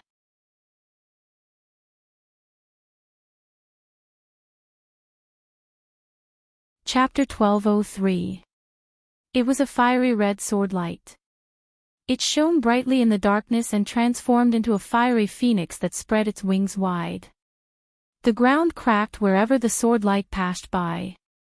Pieces of soil were lifted up, and tongues of fire licked the cracks in the soil. The ball of fire was so scorching in the darkness that everyone could see it. "Is there a celestial swordsman in the carriage?" No matter how uninformed the scavengers were, they had heard of the 9 Phoenixes' imperial sword, the desert wind swordsmanship. The karmic fire red lotus sword was the supreme sword technique of the 9 Phoenix. It was one of the 3 supreme swords along with the long-lost Iron Heart sect and the White Raven sword sect. In order to master this sword technique, one would have to be at least a celestial being. There were only 2 people in the carriage. One of them had been unconscious for a few days and was clearly not from the 9 Phoenix. The other one was just a little girl. The scavengers' expressions changed when they thought of her identity. The Jade Phoenix clan nurtured their successors from a young age. What kind of status would their princess have? When Huanghua appeared on the carriage with the cyan steel sword, everyone gasped. Na Axian felt that her brain was not working well enough. Second young mistress. Mr. Lu's figure moved as he roared. No matter what, the sword was too immature, and its intention was too obvious. It also showed that its owner lacked combat experience. The crystal-like monster nimbly turned its body to the side and dodged the sword. Its sturdy and powerful hind legs pressed against the ground and bounced off. Its massive body shot toward the carriage like a cannonball. Huanghua, who was standing on the carriage, did not react in time. She could only watch in a daze as the monster's huge claws came at her. She could not help but close her eyes subconsciously.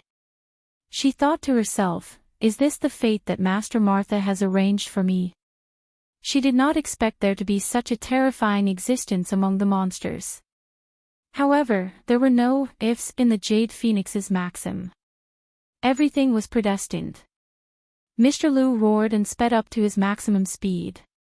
He became illusory, and each step he took covered more than 10 feet. He looked like a beam of white light, but he was still 1 step away. He could only watch as the monster swung its claws down.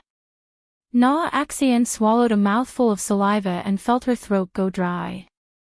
Never in his wildest dreams would he have imagined that he would witness the death of a 9 Phoenix crown princess in front of him, nor did he imagine that he would be lucky enough to die on the same battlefield as someone with the bloodline of the Jade Phoenix clan. He really didn't know whether this was too fortunate or not. The crystal blade-like claws brought about 4 long vortexes in the pitch-black night. The wind from the blades had already arrived, blowing Huanghua's long black sandalwood hair away from her snow-white skin.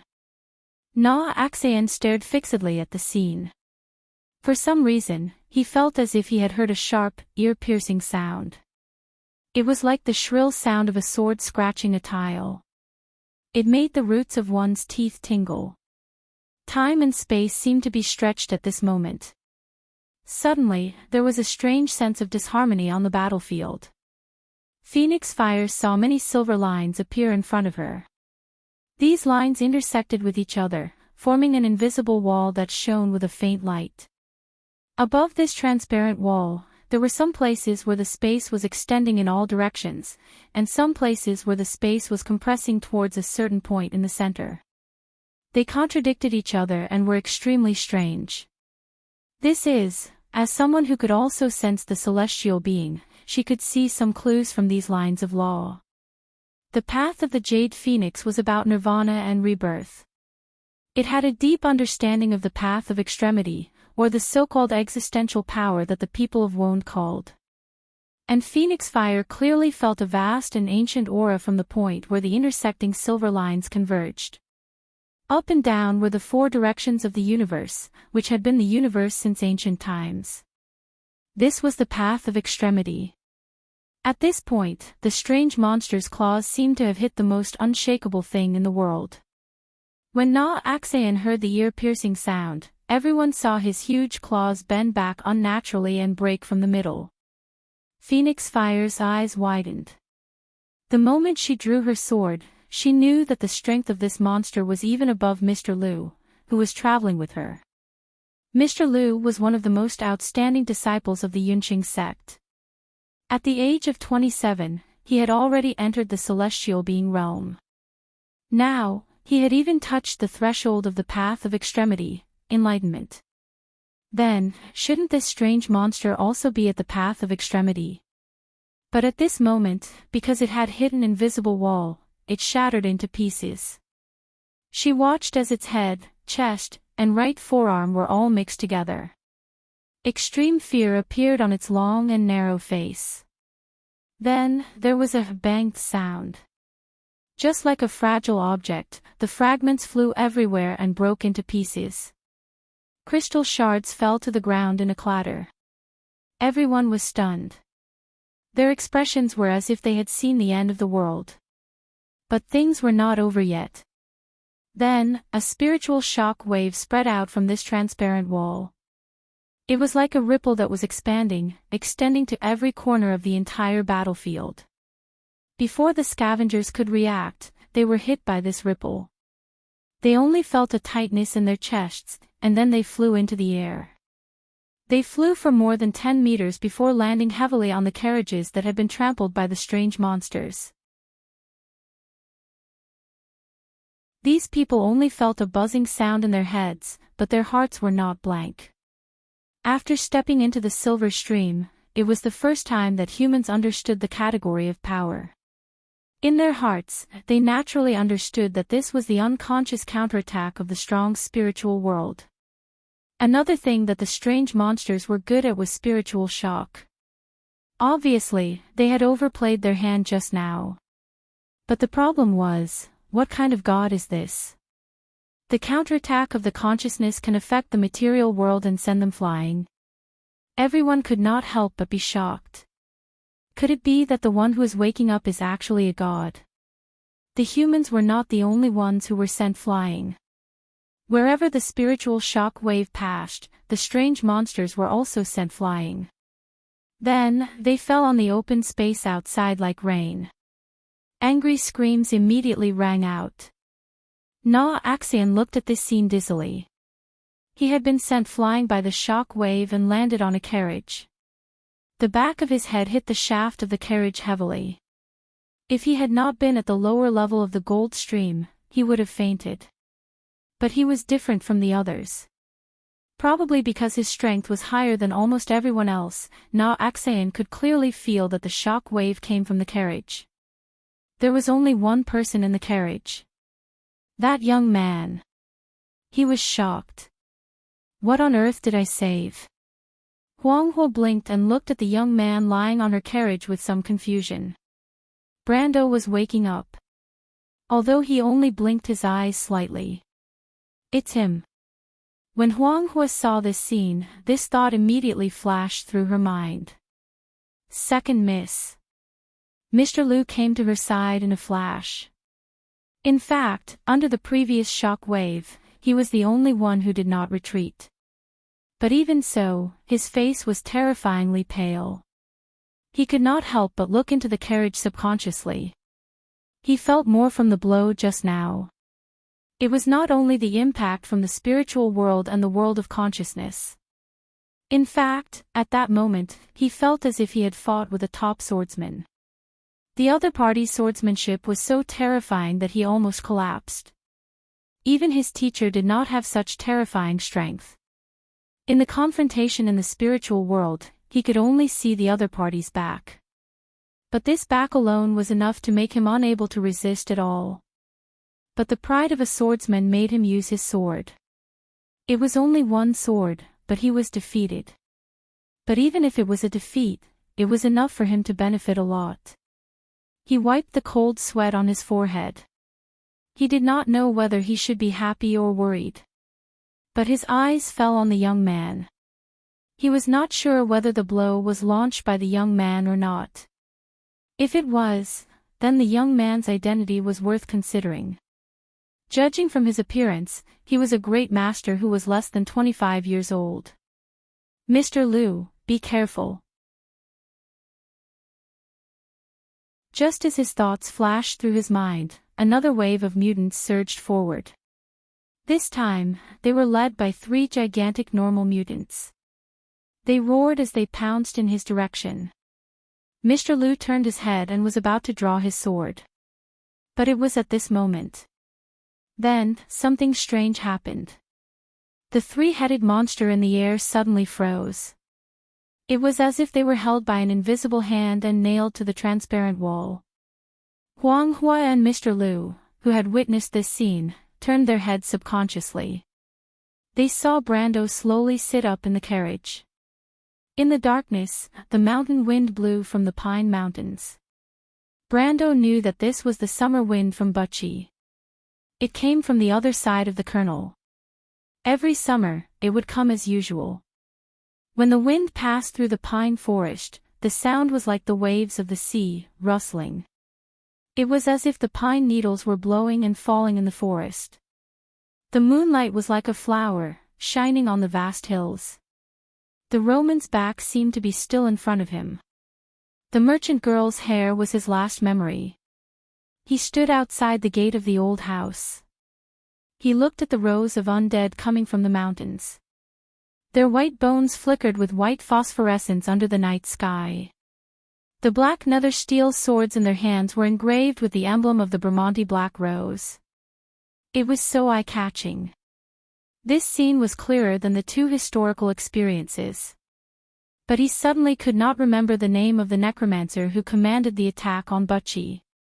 His memory became so blurry. It was as if the bits and pieces of Sophie were merging into a deeper thought.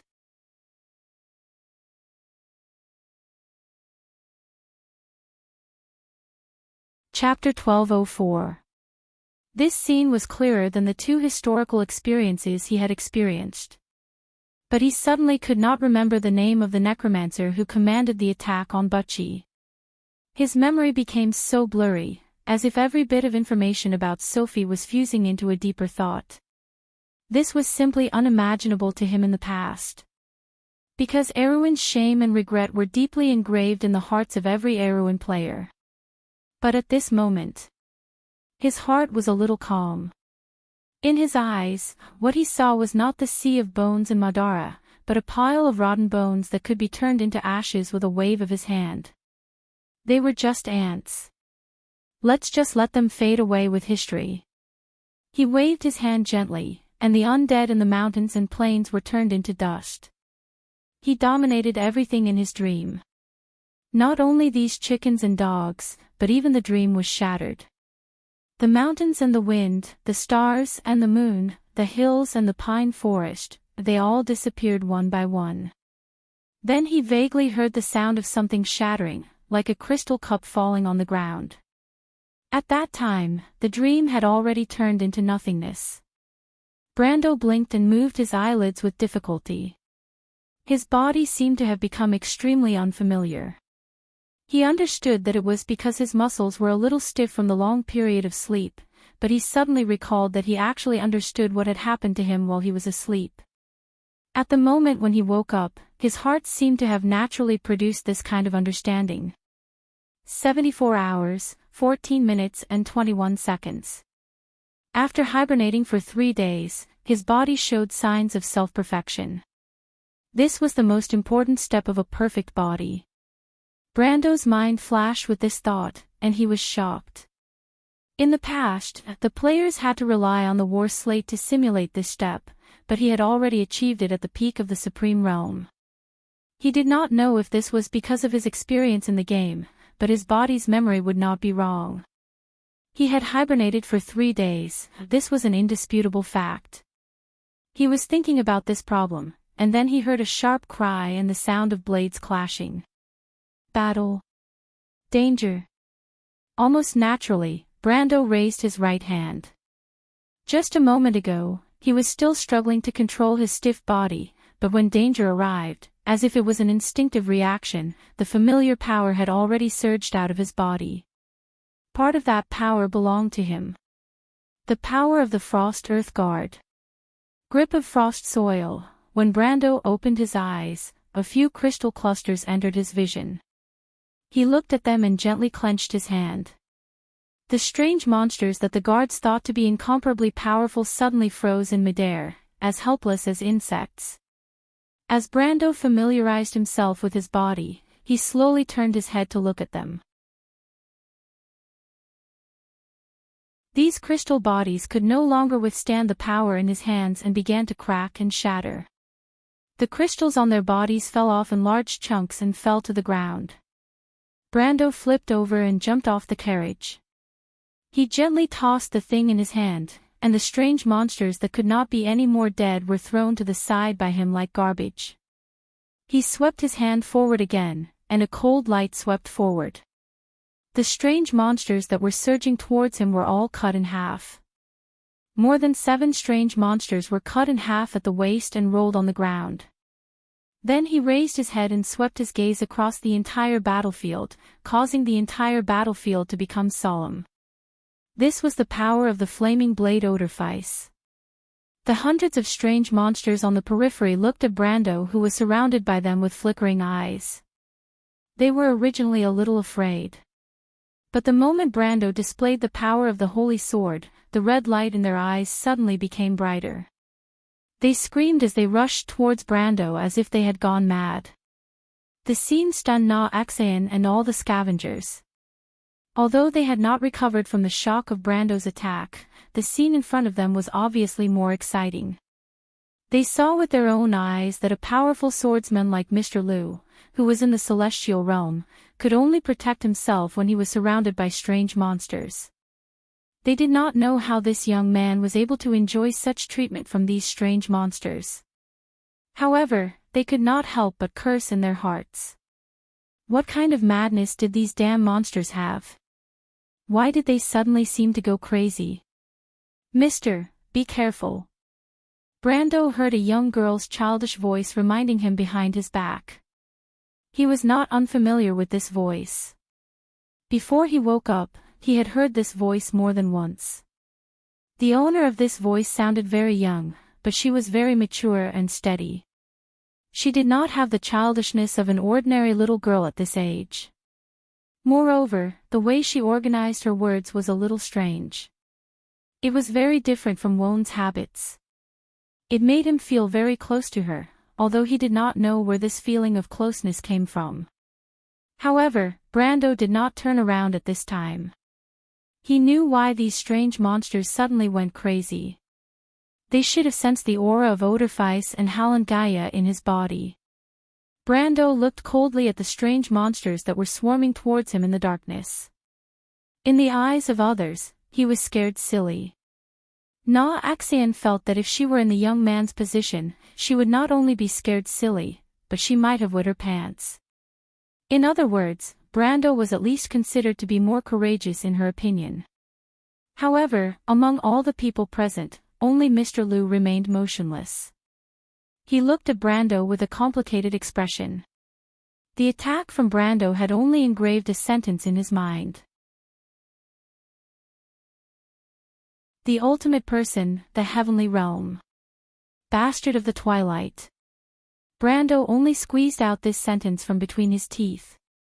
Looking at these strange monsters, new hatred and old hatred surged in his heart at the same time. If it was said that he was not likely to find trouble with the Twilight Dragon at this time, but these descendants of chaos were nothing in his eyes. A faint light appeared in his hand, and the slender and beautiful shallow sea sword Sinna appeared in his right hand. A golden red light flashed in his left hand, and Odorfice's long and sharp blazing blade appeared in everyone's vision. The scavengers did not see how the 2 swords appeared in Brendel's hands, but he was already holding them and speaking softly, "You're right." Cold wind, to the residents of Rosaline, it was really difficult to understand what a storm of ice and snow was.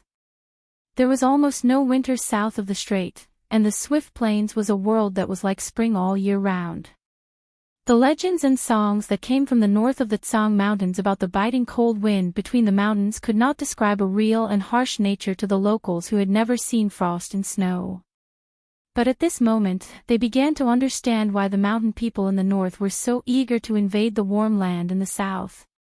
A piece of sword-like ice shards appeared behind Brando. He stood there, and the silver lines of rule naturally formed the winter throne behind him. In the eyes of the Rosaline people, it was the symbol of the unity of man and nature. The sun, moon, stars, wind, frost, rain, and dew, everything in nature was the heavenly way. Brando waved his hand, and a biting cold wind was formed out of thin air. The ice shards turned into streaks of cold light that whizzed past everyone. Sinna couldn't react at all. When she turned around and shuddered in the sudden drop in temperature of more than 10 degrees, she widened her eyes and saw that the ice shards were like sharp swords that plowed the ground wherever they passed. They directly swept past dozens of monsters. The powerful monsters on the black road were as fragile as delicate glass under the cold light, shattering into countless crystal shards in an instant. At this moment, the relationship between the slayer and the slain had been reversed. The monsters without much intelligence screamed and charged at Brando. Only about a third of the lucky ones could charge through the intertwining light of death, howling as they pounced at Brando in the center of the camp. But Brando didn't even look at them. He didn't even raise his head. He only turned the tip of Frost-Chant Sinna in his hand and stabbed it into the ground below. With a loud crash, countless sharp icicles burst out of the ground like a blooming rose, with Brando's sword as the center. Almost every sharp icicle was aimed at one of the monsters, and their fates were predictable. Even if they could dodge in midair, the speed at which the icicles burst out of the ground was enough for them to react in time. It was like streaks of white light piercing through the ground. Then, everyone could only see countless broken crystal bodies being thrown high into the air or impaled on the icicles. There was no exception. A moment later, cracks appeared on the icicles, and they collapsed with a loud crash, turning into ice shards that melted into a puddle of snow in a few minutes. After the cold wind passed, only a few dozen crisscrossing trenches several meters wide were left on the ground. Brando silently sheathed his sword. He wore a worn-out windbreaker with a dirty shirt and waistcoat inside. He also wore wrinkled breeches and was missing one of his riding boots. He was barefoot and looked like a beggar in rags as he stepped on the ground. But at this moment, in the silent camp, everyone's gaze fell on him strangely. For a moment, no one could say a word. Only the howling of the wind could be heard in the wilderness. He raised his head and glanced at these people. When his gaze fell on Mr. Liu, he was slightly stunned. 9 Phoenix. P.S. The main reason for writing 9 Phoenix was to pass through Madara. Because it was mentioned before, I wrote it along the way, so this plot might not be too long. Also, gentlemen, please let Phoenix will go. She's just a child. Also, recently, I've been researching mobile games with my friends and helping with game planning. I've been a little busy, so I update later every day.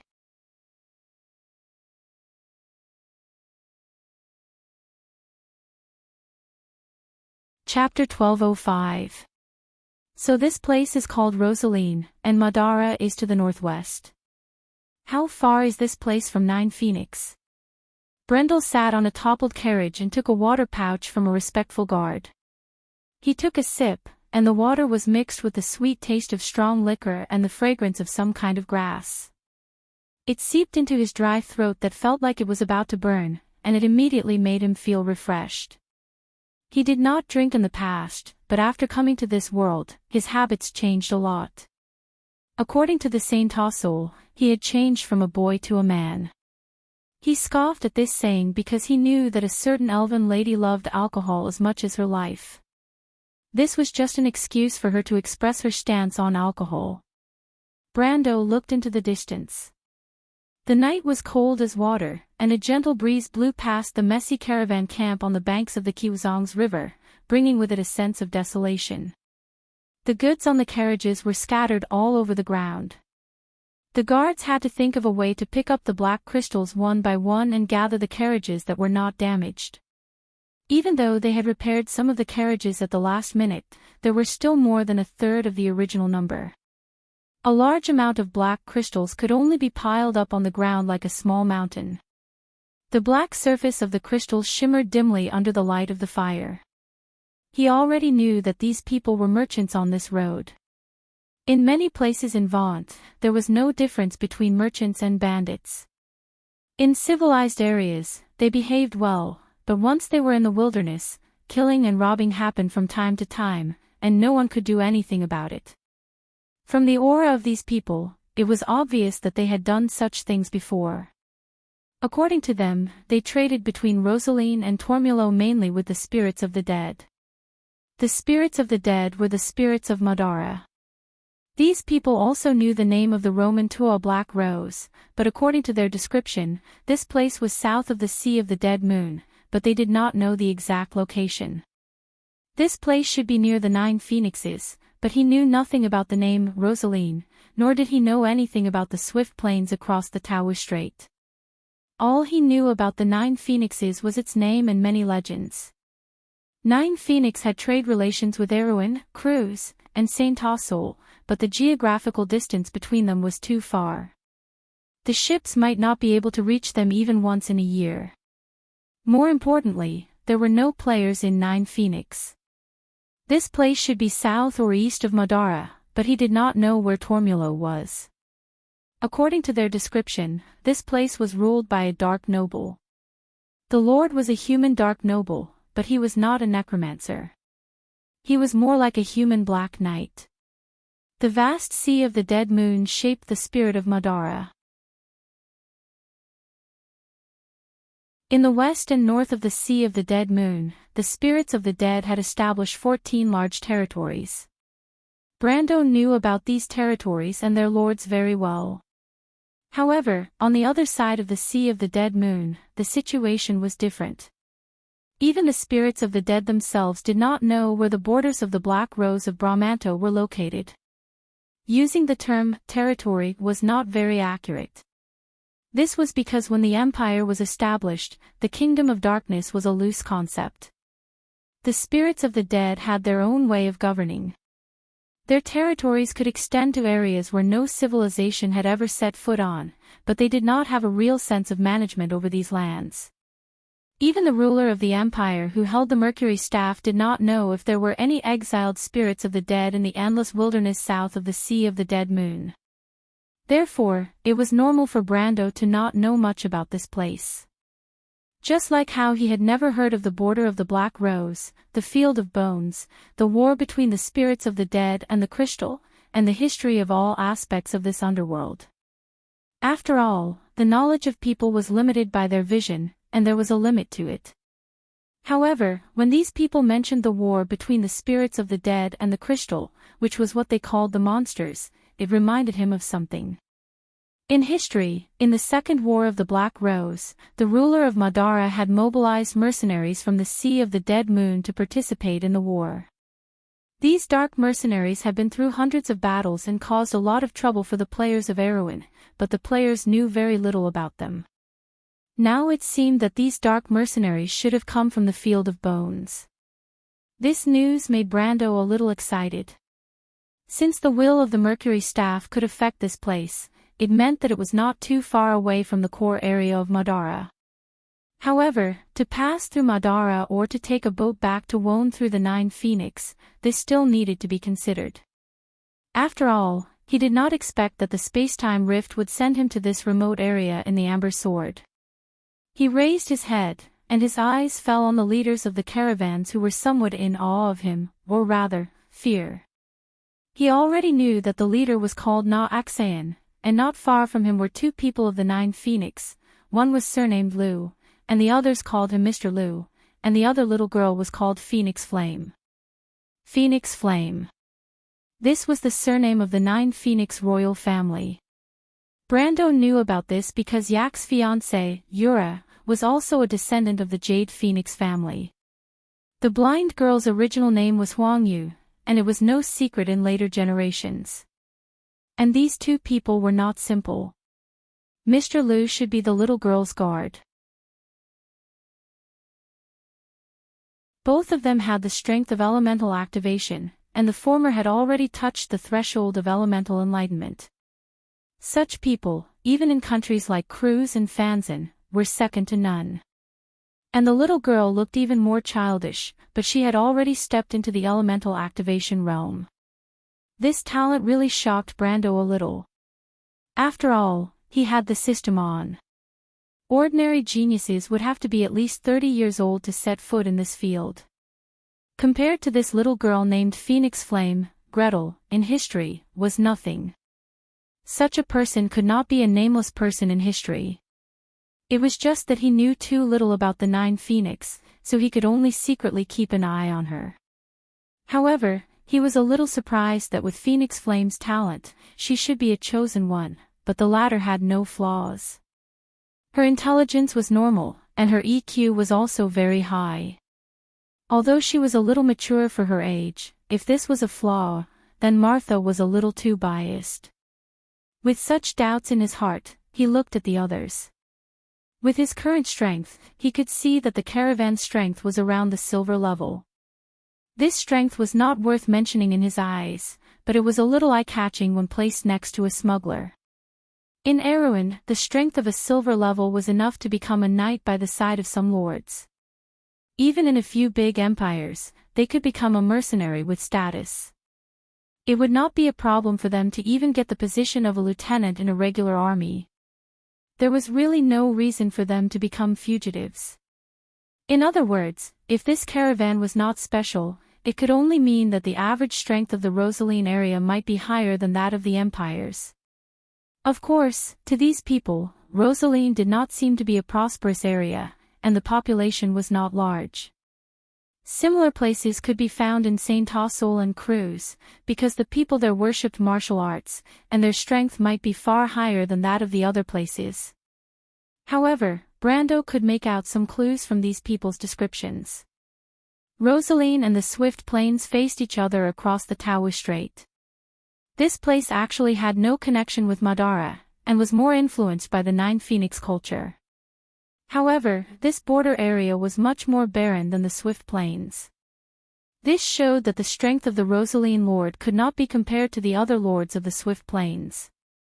Otherwise, the latter would not have any reason to guard this barren place. After asking, he found out that the ancestors of this lord had migrated across the strait to this place 170 years ago. As for why they migrated here, the reason was self-evident. However, this was far from over. Brando found out from Na Axian's description that the Swift Plains was not even close to the Nine Phoenix. To the rich and powerful people of the Nine Phoenix, the disputes in these border areas had nothing to do with them. It was not because they were arrogant, but because they did not pose a threat. Hearing this, Brando had a rough idea of the Nine Phoenix's strength. He thought to himself that it was no wonder the spirits of the dead did not expand to the east. After all, the skeletons of Madara were not brainless zombies. However, Na Axian's words made him feel a little troubled. Rosaline and the Swift Plains faced each other across the sea, and the Swift Plains was not within the territory of the Nine Phoenix. If the distance between the two was too far, then he had to seriously consider the feasibility of taking a boat from the Nine Phoenix back to Wonde. To be honest, he did not really want to return via Madara. Other than emotional factors, the hostility of the spirits of the dead towards the living was also a problem.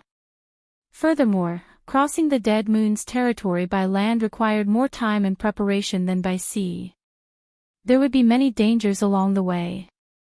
Even if he was not afraid of these dangers, he knew that the Second War of the Black Rose between Erewhon and Madara was imminent. Furthermore, he did not know how long the seal that Miss Tada and the rest sacrificed their lives to complete would last. He was burning with anxiety and could not afford to waste too much time on the road. Seeing him frown slightly as he sat in the carriage, no one dared to speak.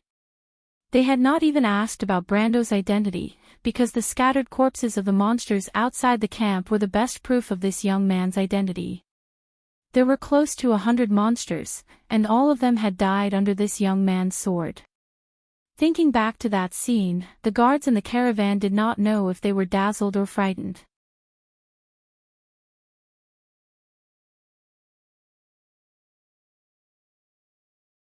Chapter 1206. However, the guards still looked at Brando with admiration and respect. After all, the former had saved their lives. I wonder what kind of temper this lord has. This was the underworld, a world where the strong were respected.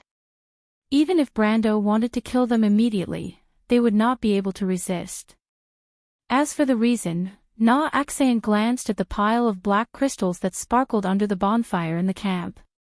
He had opened his mouth several times, wanting to give them away, but in the end, he held himself back. Those were his savings for half his life. He did not feel it when the monsters were wreaking havoc, but now that he had regained his senses, he would not be so heartless as to give them away. Because of this, he had been trying to figure out Brando's temperament since the beginning.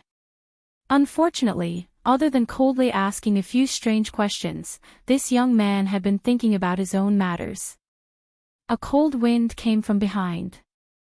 Axane shivered, but he did not even dare to breathe loudly. The first to speak was Mr. Liu. He had a deeper understanding of Brando's strength than anyone else present.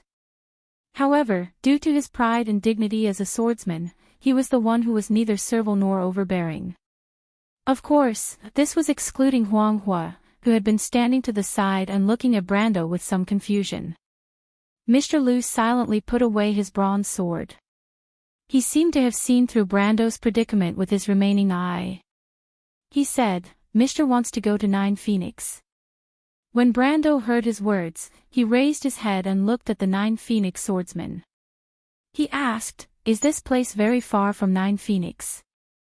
"If you want to pass through Swift Plains, it is very far. From there, you will need at least a month to reach Jade Phoenix City by following the Qing River. Furthermore, there might not even be a fleet of ships from Nine Phoenix. Furthermore, the situation in Swift Plains is tense. War could break out at any time. If you go there, you might waste even more time." "What do you mean?" "Mister, if you want to go to Nine Phoenix, you can travel with us," Mr. Liu replied as he stated his purpose. "Travel with you?" Brando looked at him and then looked at the cold-faced young lady beside him. Their clothes were very different from those in Woned. They were mainly dressed in silk and satin, with long, wide sleeves and jade accessories.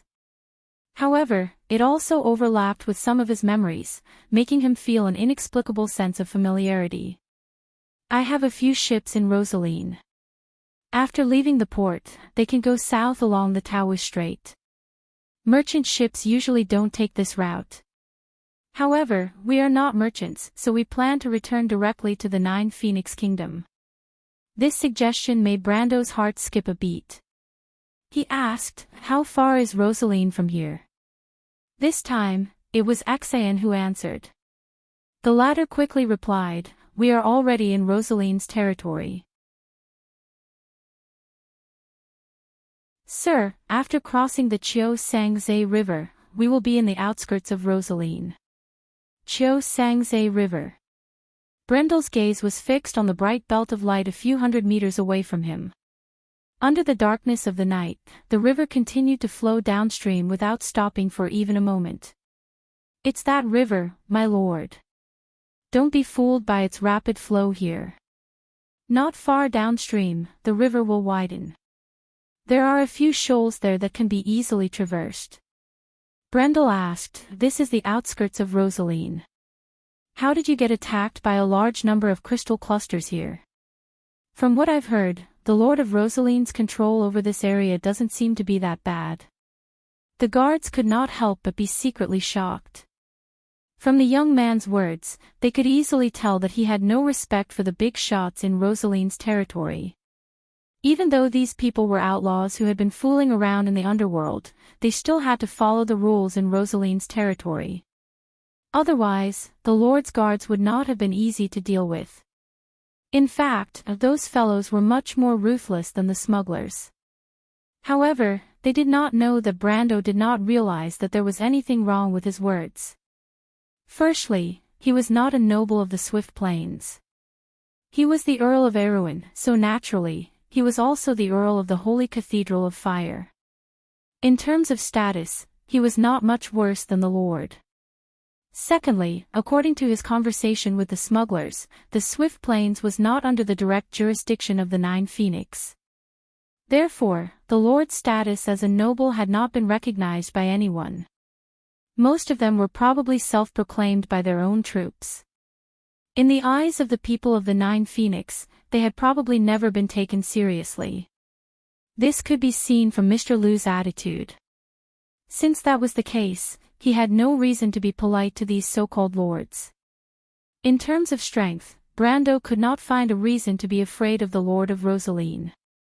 From what he knew, the strongest guard captain of the Lord's guards had only just stepped into the elemental of truth. In Erewhon, this kind of strength was considered a tyrant, but in his eyes, it was not enough. Crystal cluster. Oh, it's what you call the monsters. That's what we call them. Brando did not know if the crystal monsters in Erewhon were called crystal clusters, but at least everyone around him used this name. To him, this was the scientific name of the monsters in the Amber Sword. Na Axian swallowed her saliva and replied carefully, this. We're not too sure either. However, the activity of the strange creatures has become more frequent recently. It's said that the undead were defeated by them in the wilderness of bones. Perhaps their range of activity has expanded to this area, but no matter what, with such a large scale of crystal cluster activity, your lord should have noticed it. Could it be that his subordinates have all retreated to Rosaleen City? Na Axian thought that it was hard to say, but it was not that he had not considered this problem. After all, the attack that night was too abnormal. Hundreds of monsters were active on the other side of the Kiwazong's river. Logically speaking, it was impossible for the patrolling knights of Rosaleen not to know. However, he could not say for sure, so he could only deal with it carefully. Anyway, the monsters would definitely not appear tonight. Even if the young man in front of him appeared, there was nothing to be afraid of. Everything would have to wait until tomorrow morning. Rosaleen's patrolling knights would come out to patrol. If they did not see anyone by then, they would naturally be able to come to a conclusion. Obviously, Brando understood the meaning behind Na Axian's words, but he did not pursue the matter. In fact, this question was just a casual question. However, due to his sensitivity to war in his previous life, he faintly felt that Rosaleen's territory might not be as simple as retreating to defend. He even had a premonition that the monsters might have launched an attack on Rosaleen. As for the current situation in Rosaleen's territory, he could not guess, but it seemed that it had not been conquered yet. Otherwise, there would be more monsters appearing tonight. However, he did not care about these dusk monsters. No matter the situation in Rosaleen's territory, he would kill as many of these low-grade crystal clusters as they came. He was only a little worried about the situation of the ships in Rosaleen's territory. Mr. Liu had mentioned that there were no problems with the ships in the port. However, this worry was of no help to the truth. He couldn't interfere with what was happening dozens of miles away. Everything could only wait until the next morning to talk about it. Just like that, the night passed uneventfully. The guards of the caravan were busy the whole night, thinking of ways to cut some wood from the nearby forest to repair the carriages. Finally, they managed to salvage 2 large carts. As for the remaining carts, even if they wanted to save them, they did not have enough horses to pull them back. Apparently, the monsters did not only attack humans. In the battle last night, the horses used to pull the carriages and carry the heavy loads were also severely injured. More than half of them died and ran away. Brando did not sleep either. Although he was not in a good mental state after being unconscious for a few days, his heart was heavy and he could not close his eyes. It was as if he could see the scene outside the elemental border as soon as he closed his eyes. Miss Tata and their sacrifice. The Roman controlled by the will of dusk. And those strange constructs suspended in the Tiamat law. These grotesque scenes kept appearing in front of his eyes, making him unable to calm down. He was also worried about the situation of Lute and the White Mist. Before he passed through the space-time rift, he did not see Lady White Mist. He did not know if she had escaped from the destruction of the elemental barrier. As for the Fire Fairy, although he clearly remembered that he had stuffed it into his pocket before passing through the space-time crack, he did not find it after arriving here. He had asked Mr. Axian and Mr. Liu, and when they found him, they did not notice anything unusual in the vicinity. He even contacted Metasha, the Shire, and other planeswalker card creatures, hoping to find out what happened to Rushta and whether Hippamra had escaped danger. But the strange thing was that the planeswalker's telepathic connection, which theoretically should be able to sense within a world, did not work here. Through this connection, he could only feel that the other end was empty.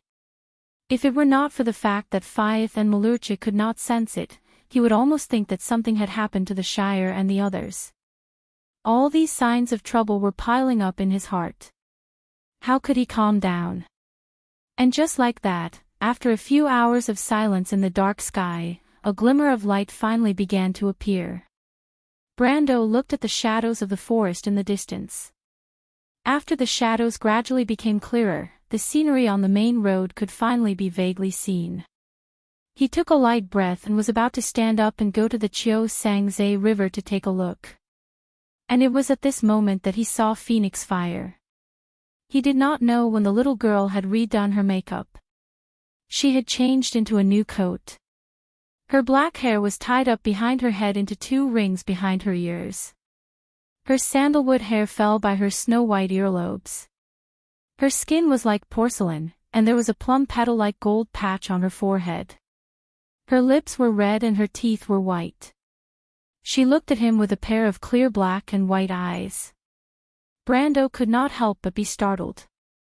Phoenix Huangning bowed to him and said, "Phoenix Fire has yet to thank you for saving my life. P.S. It's white dew so soon. Summer is almost over. The reeds are green and the dew is frost. I have decided that today is Wone's World Senior Day. You're tuning into the LoveLore Library YouTube channel. We're so grateful for your support, and don't forget to subscribe to join us on this incredible journey through captivating stories. Your generosity through donations truly makes a world of difference, as it's the primary source of revenue that allows me to expand and enhance this channel for you. Thank you from the bottom of my heart for being a part of this adventure.